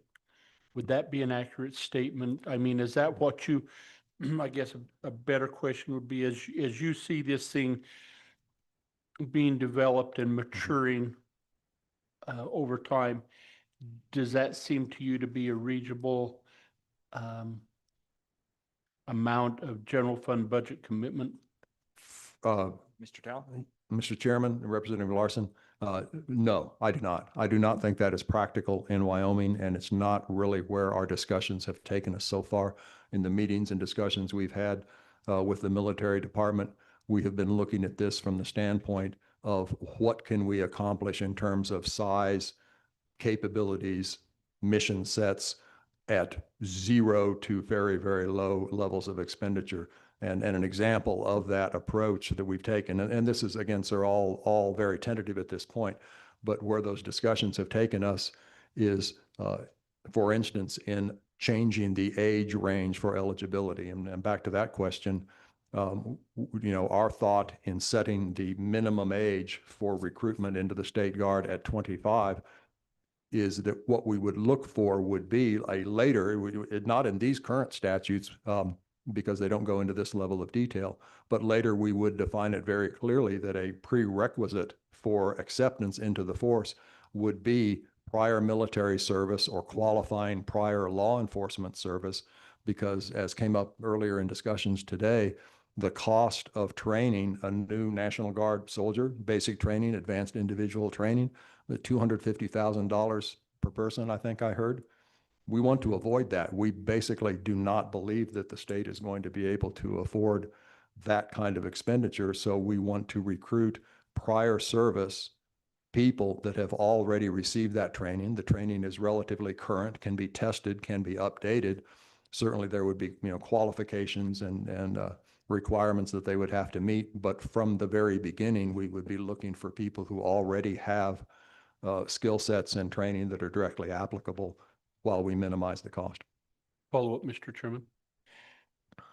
Thank you. And that's helpful. So if we look at this from a volunteer perspective, Dan and I, in our phone conversation, I asked this a little bit. So as I look around similar volunteer efforts in the state, I think volunteer fireman is a good example of commitment and putting aside personal stuff. But then we also provide benefits for them. We provide death insurance, we provide health insurance, we provide cancer screenings and retirement as well. Is this something that you would anticipate be part of? There's got to be some benefit to the Guard other than just out of the goodness of their heart, it seems to me. But so help me from your perspective in getting this started, what incentives we would have other than patriotism and love for the state would attract people to participate? Mr. Chairman and Mr. Representative Paladin. Larson. Yes, in fact, if you dig deeply enough into 19-10, you'll find that there are benefits listed in there for State Guard. I mean, when these statutes were originally written, they did descend into a certain amount of detail.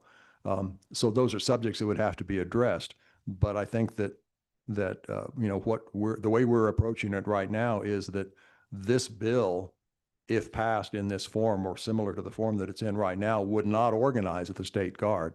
It would simply be an enabling action that would essentially clear the decks for action by the governor's office if he chooses to exercise his statutory discretion.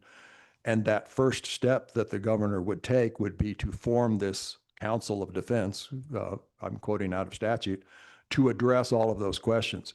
So whether we stayed with the definition of State Guard benefits that are in the current statutes or proposed amendment to those, all of those questions could be addressed as completely as necessary before the final decision was made to recruit and stand up the force.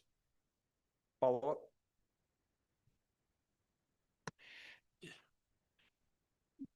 This is very helpful to me. And again, thank you. So this Council of Defense is something that we're saying we're going to leave in the hands of the governor. And that is often not met with love from our body and oftentimes from members of the community who say, we're giving him way too much power. And so now, we're hearing it now on judges, and we want to elect we the people, right? We want to elect everybody in heaven, but yet we're going to give him the wherewithal to bring this Defense Council, which it appears to me would have some significant policy-making authority regarding this. Now, so am I seeing that wrong, or?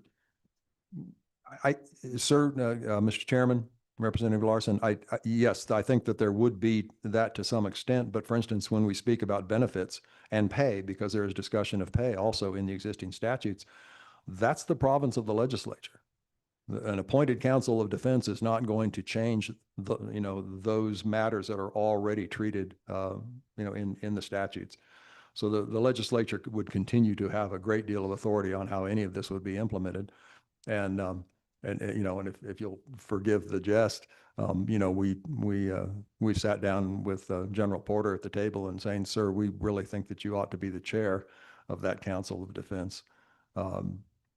Because, we don't need we don't need private citizens and people unaccountable, to the processes of government, running that show. So the council would do this work. I don't think that all of the details of organization and performance and requirements are things that need to be addressed, down to the level of punctuation by the legislature. But the legislature controls appropriations and controls all elements that have already been established for the legislature in the existing statutes. So I think there's a lot of control on that. Okay. Senator Cole, give me just 2 seconds here. What I'd like to do is I'd like to be respectful of staff's time, everybody else's time here. We are to adjourn at 5. We may go a few minutes late, but I don't want to go much more than that. So what I'd like to do is I'd like to open this up to discussion to the other 2 witnesses. But Senator Cole, did you have a question for Mr. Talon first? I did. Okay. Thank you, Mr. Chairman. Has anyone discussed this with the governor? What the governor thinks about this ability to do this? I believe General Porter has, so if I can yield my seat to him, he might be able to answer that for you, sir. Whoever, Mr. Chairman, whoever wishes to answer. Let's go ahead, guys, before we swap chairs and play musical chairs or anything like that. We'll get that discussion, but what I'd like to do is go ahead and go to the next 2 witnesses. I'd like you guys to have a chance to speak. That's my biggest thing, is to make sure that you guys have a chance to speak today. Okay, I'll introduce myself. I'm Nicole Forsberg. I'm the state committee woman for the Park County Republicans. The most important title I have is that I'm mom to the young man you see back there in the blue shirt. That's my most important job. So I'll make it really brief. I'd like for Michael to get a chance to speak, and most importantly, close with General Porter if possible. So recently at our state central committee meeting that we had in Cody a couple months ago, a resolution was actually brought forth by Michael Humphrey pertaining to the need for training for our local law enforcement should we experience homegrown threats, attacks, or interference, and it passed unanimously. So it ties into a lot of the thought process we have here.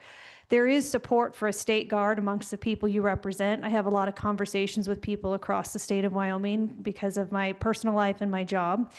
I've spoke with multiple Wyoming law enforcement in multiple counties who daily have interactions with illegal invaders that they cannot detain if they've not committed a crime. They are here. They're lying in wait. We need to be proactive, not reactive. Let Wyoming be a fortress that protects its people, and let Wyoming be a safe place for my son to grow up. So I'm very much in support and proud to be a part of this. I'm also a homeschool mom. You just gave my son a civics lesson, so I'm off the hook for teaching today. Thank you so much. Committee, any questions? Seeing none, thank you very much. Appreciate you guys' patience today as well. Michael, I believe is the name. Is that right? Yes, sir. Mr. Chairman, members of the committee, thanks for allowing us to come up here and speak today. This is something I've been wanting to get into the ears of folks like y'all to just so that we know that what the current threat picture looks like for our country. Major General Porter brought it up with China. When that happens and China goes after Taiwan, it's going to be an all hands on deck kind of a war. Their shipbuilding capacity is 250 times to ours. So they've got well over 400 ships. We have about 289. They have thousands more missiles than we do. It's going to be a dramatic deployment of forces to deal with that. And when that happens, and also the fact that that's going to deploy all of our forces out, our border's been open wide deliberately for the last 4 years. And we're between the 10 and 15 or so million people that came across and received benefits of all kinds, money, housing, healthcare, all these things when they came up to the border. Didn't matter who they were. Could have been an MS-13 member with it tattooed on their forehead. They still got let in, shipped somewhere they wanted to go, given healthcare, all that thing, all those stuff. 2 million people paid extra money to not get that. They paid extra money to not be caught by Border Patrol, to not know who they are, to come into this country. Now, of those 2 million people, I'm going to go ahead and bet that they're not all that great. If they paid extra money to use the cartels to get away from our law enforcement to get into this country. Now, during the Afghan pullout, when that happened, we lost about 95 to 99% of our intel assets in Afghanistan, which basically put blinders on us to gather any intel on the growing terror threat that's over there. And after that pullout happened, the Taliban took over Afghanistan and are now the operating government of that country. And not only do you have people coming across the border, southern and north, Afghanistan's been issuing legal passports to their fighters to fly them into the U.S. So they have legal documentation to be here, which is scary. Now, you got another thing we need to look at is when our National Guard does get deployed in, a worldwide conflict, whether it's Europe, Middle East, or the Pacific, a lot of our law enforcement are members of the National Guard. They will be called up as well. So then you're going to have a diminished law enforcement. To what extent, I'm not 100% sure, but it definitely would go down. Also coming across our borders, we know the IRGC and Russian pipelines have brought in systems like MANPADS. If you don't know what a MANPAD system is, it's an anti-air shoulder-fired missile system. You can take out airlines anywhere we want. Imagine a day when that attack happens that our civilian airliners just start falling out of the sky everywhere. And that's just one little part of it. Not to mention Chinese sabotages, but increase up to, I think it was 30,000 plus military age male Chinese came over across that southern border at just the southern border in the last 4 years. Well, you can expect them to probably be hanging out around power stations, bridges, trains, water supply, all that kind of stuff for sabotage work when the war does kick off, because we've never faced a threat aside from Pearl Harbor, 9/11, and like the Oklahoma City bombing, where the United States was subject to receiving income fire or receiving any kind of, military action on our own soil. This is a very new threat, and it is deep. They are using cartels and their abilities to get into our country. You can bet Taliban, Hamas, ISIS, ISIS-K, Boko Haram, all of them to be using that to get in and infiltrate and embed into our country. And they're just waiting. They're just sitting there. They're waiting. And we've been training them for the last 20 years. We've also been killing their sons and fathers. So imagine 15 years ago, we did a raid on a house and we go in and kill the bad guys in there, and he's got his kids all sitting here watch the whole thing. Well, you can bet that those kids joined the Taliban as fast as they could and have been training for 15 years using our tactics that our Green Berets and Special Forces went over there to teach them. So imagine a day in a small town, say Wyoming, because they're in all 50 states. Imagine you get a 911 call, says the hospital is under fire. 5 highly trained operators made entry, and they started going after nurses and doctors. And about 20 minutes into that, figure another 911 call, the school's at fire. There's another team taking out school. So now you split your law enforcement to those 2 locations, and they're dealing with those. And then you've got a concert happening downtown on the square, and a bunch of SVESs start going off. Our ability to respond to these things, our first responder, we're going to be in paralysis for days, because it's not going to just happen onesie and twosie here and there. They want this attack to be like Israel times 10. So with that threat inside the country and our limited ability to deal with it, especially in states like this, Wyoming, where our law enforcement is stretched thin and has a lot of ground to cover. Like they were talking about General Porter, how big and how he needs more bodies because we have a huge land mass. Well, our law enforcement is pretty diminished as well. And the training for that, they have training for, single, dual school shooters, people that are bullied and, just standard kind of school shooter mentality. Well, when you put fidei and attackers, those are people that are here to fight to the death. Michael, what I'd like to Yes, do sir. is I'd like to bring you back. We're over our time. You've given us a lot of I'm sorry. hypotheticals, and I understand. My first meeting. Yeah, I get it. I totally understand. What I'd like to do is bring you back to the bill, Mhm. what the bill is doing and the purpose of the bill. And then what I'd like to do is close off with General Porter. So, Yes, sir. Thank you. do you have anything further? I'm not cutting you off completely. You've given us a lot of No, hypotheticals. that's just and kind a of lot what I a wanted lot to of- really paint out was the threat picture of what we're looking at on the inside of the United States and how Perfect. we need to figure out a way to deal with that inside the US when our assets will be sent elsewhere for larger conflict. Perfect. Thank Thank you. Mr. Chairman. I Thank you, appreciate you. members. And not trying to be rude there. Just, Nope. Okay. All right. Committee, any questions for Michael? Seeing none. General Porter, would you like to join us? Get you right in the middle of them there. General, what I'd like to do is just ask you point blank, based off of what I've been able to pull up here and read, it looks like there's quite a few other states out there that have something very, very similar. What are your thoughts? What do we got here? Hey, thank you, Mr. Chairman, members of the committee.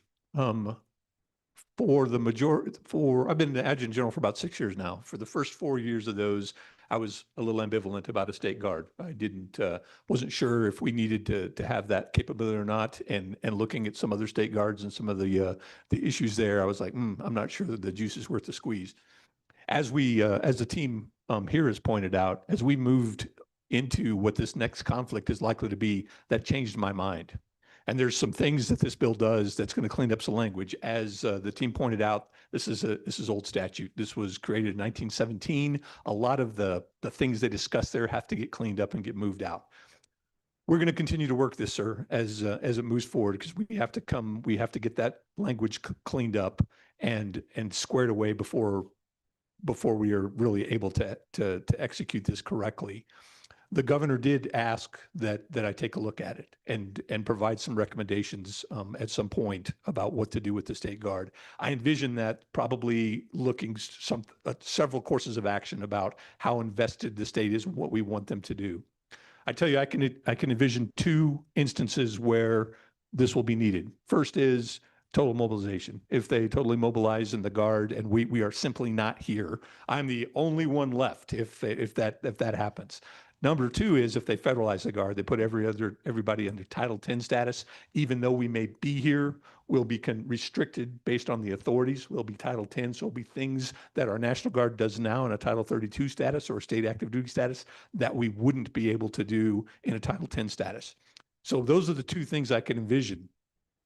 When I look at the problem I want to solve is, all right, those things that I am tasked to do by the governor now, respond for critical infrastructure, floods, fires, evacuation, those kind of things. That's what I'm interested in being able to fill the gap. So that's where this goes for me is laying that out. Frankly, though, we also have to get serious, I think, in the state looking about how we defend ourselves and how we'll get after it. That's what the state council does. And this provides the impetus of that. This is a big lift. There should be a lot of discussion. The biggest benefit I can see of making this a committee bill and getting this is this kind of discussion and getting the ideas out there and what is needed and what is not. That's the biggest thing that I can see for that, sir. I know you're pressed for time, so I will shut up and let the committee ask me questions. Thank you. Committee, before I ask any questions, are there any from the committee itself? Okay, just one briefly. I'm actually generally the same way you are. I was ambivalent, maybe even a little skeptical. I see the value after doing a little bit of research here, going into this a little bit more. What I will tell you is going through current statutes, this is more than this 3-page bill. We really need to do some serious cleanup. And so, again, unless the committee wants to override me, wants to take this on, I'm going to say that we're not going to support this for the current time being. But what I would actually suggest is we get this as a potential interim topic and we get the governor's, hey, look, I'd really like to look into this. I'd like to see what we can do, because I do think that there's going to be a critical piece of this, which is the buy-in of how much money this would actually cost. Yeah, we may mobilize some volunteers, but I'll be honest with you, I get very, very cautious about giving police authority to volunteers. that starts to concern me. And so we've got, I think it was 9 total subsections in this chapter for this particular area. I think this requires a lot more work than just those little 9 sections. Going through and looking at New Mexico's, they've got a full litany of what they're able to do. Texas Rangers are very similar in nature as to what they're able to do when they are completely separated from the federal government on their side of things too. So I think this is a good idea. I just think we have a lot more work to do than just bringing this one bill forward, supporting this and moving forward. Committee, any discussion and or wishes to override me on that and move this bill? Mr. Chairman. Yes. Representative Banks, welcome. I'll go ahead and move the bill, and if I can get a second, I'll explain why. Second. Seconded by Representative Tarver. We'll give it to Tarver. Okay. I didn't think this bill was up for consideration. That's actually very true. So what we would need to do, that's actually very true. That motion is out of order. So what we would need to do is I will need a motion from the committee to make this bill a considered bill for this committee in a draft for our next committee. We will then vote on that if the committee wants to do that. I will tell you, historically speaking, it has been out of order for us to take bill drafts in the second meeting to bring a brand new bill draft into the third meeting to consider, because it takes a lot of time, a lot of consideration, a lot of work. And if we have a lot of changes in the third meeting, we don't have time to come back and fix it. I actually just had this discussion with another member earlier today. That being said, if that is a motion that somebody would like to bring forward, we're more than happy to do that. Otherwise, we can also have this discussion with Senator Larson about bringing this individually and working on this bill between now and then and doing it individually. My recommendation is meld these minds over the course of the next 16, 18 months and put together a better bill that would actually do what we're trying to do here. But committee, I'm open for a discussion. Representative Banks.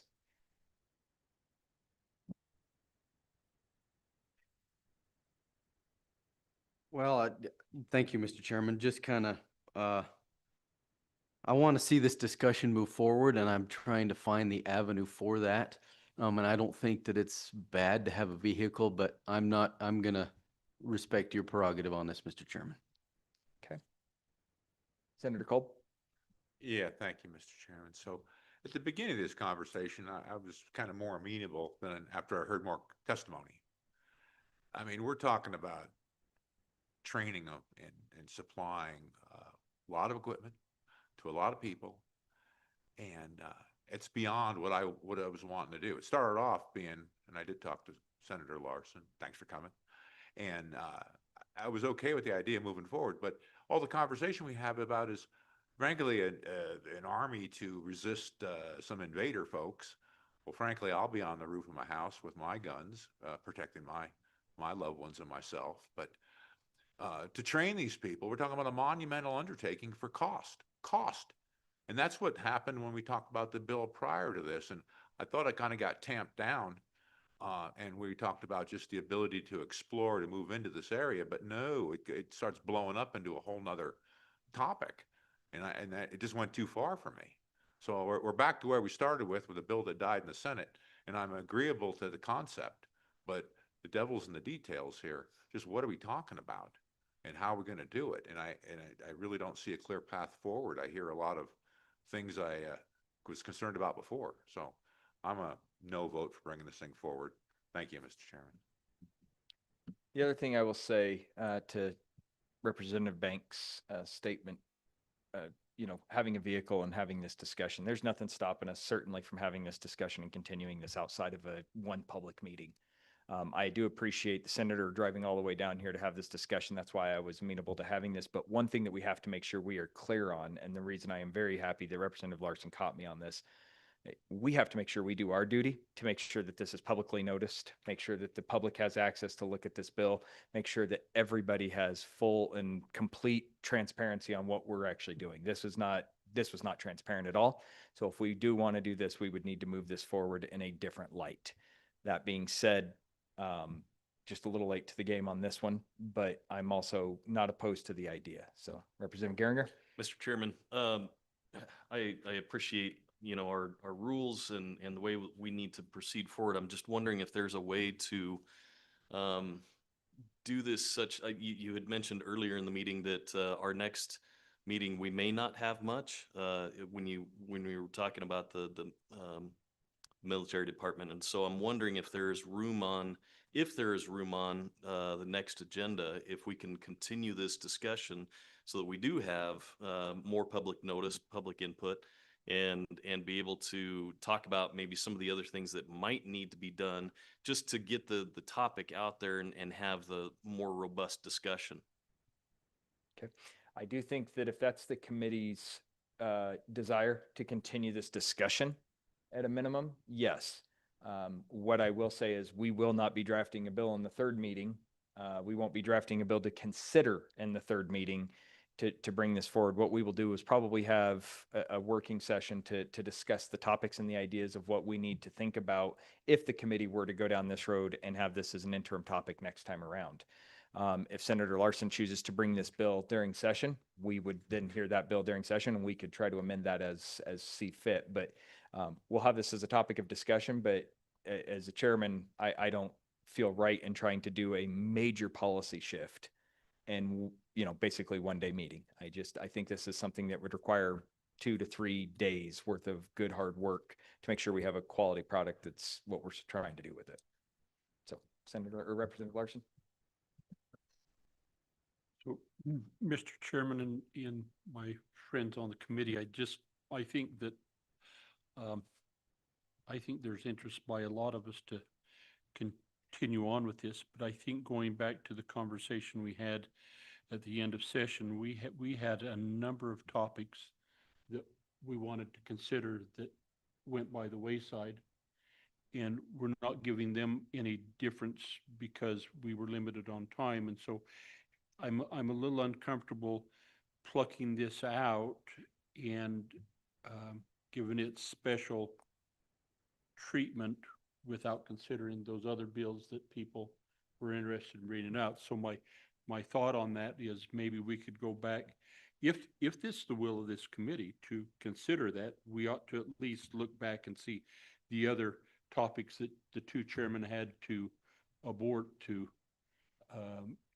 and let us look at what we'd be sacrificing to do this. And so again, I'm not opposed to hearing it, but I think we have to give, in fairness to all of the other topics, you got to look at them as well. Thank you, Representative Larson. And I will say that is something that I have tried very hard over the course of my tenure as chairman on this committee, is to rein in the amount of committee-sponsored bills. At one point, I think we had 18 committee-sponsored bills a couple of years ago. I mean, that's too many. That's too much for one committee to try to defend up there and be on the floor continuously. So that was one thing. And I will say this did kind of come out of left field. There was a discussion. This was brought forward as an interim topic, was not discussed during the interim topic meeting, but it was brought forward. So I will give that. But Representative Larson, your point is well taken. We had a lot of other topics and a lot of other agenda items that we could have thrown in here that Management Council chose to not let us attack. So with that, any further questions, thoughts? Representative Posey. Thank you, Mr. Chairman. I would like to see if there's further discussion, more clarity. There's a lot of gray area I'm reading here. You know, the Major General talked about natural disasters and some of those efforts, and it's not included in here. And I'd just like to see a little bit more clarity if we need to move forward on this. Okay. Thank you. The co-chairman and I will discuss this, and we'll work with the senator if we find a way to work this into our next schedule, if that's the committee so choosing. With that, staff, you need anything further from us on directives? We're all good there. Seeing we're supposed to be out of here at 5, we're only 16 minutes late. Not too bad. We're adjourned until tomorrow, 8:30, ladies and gentlemen.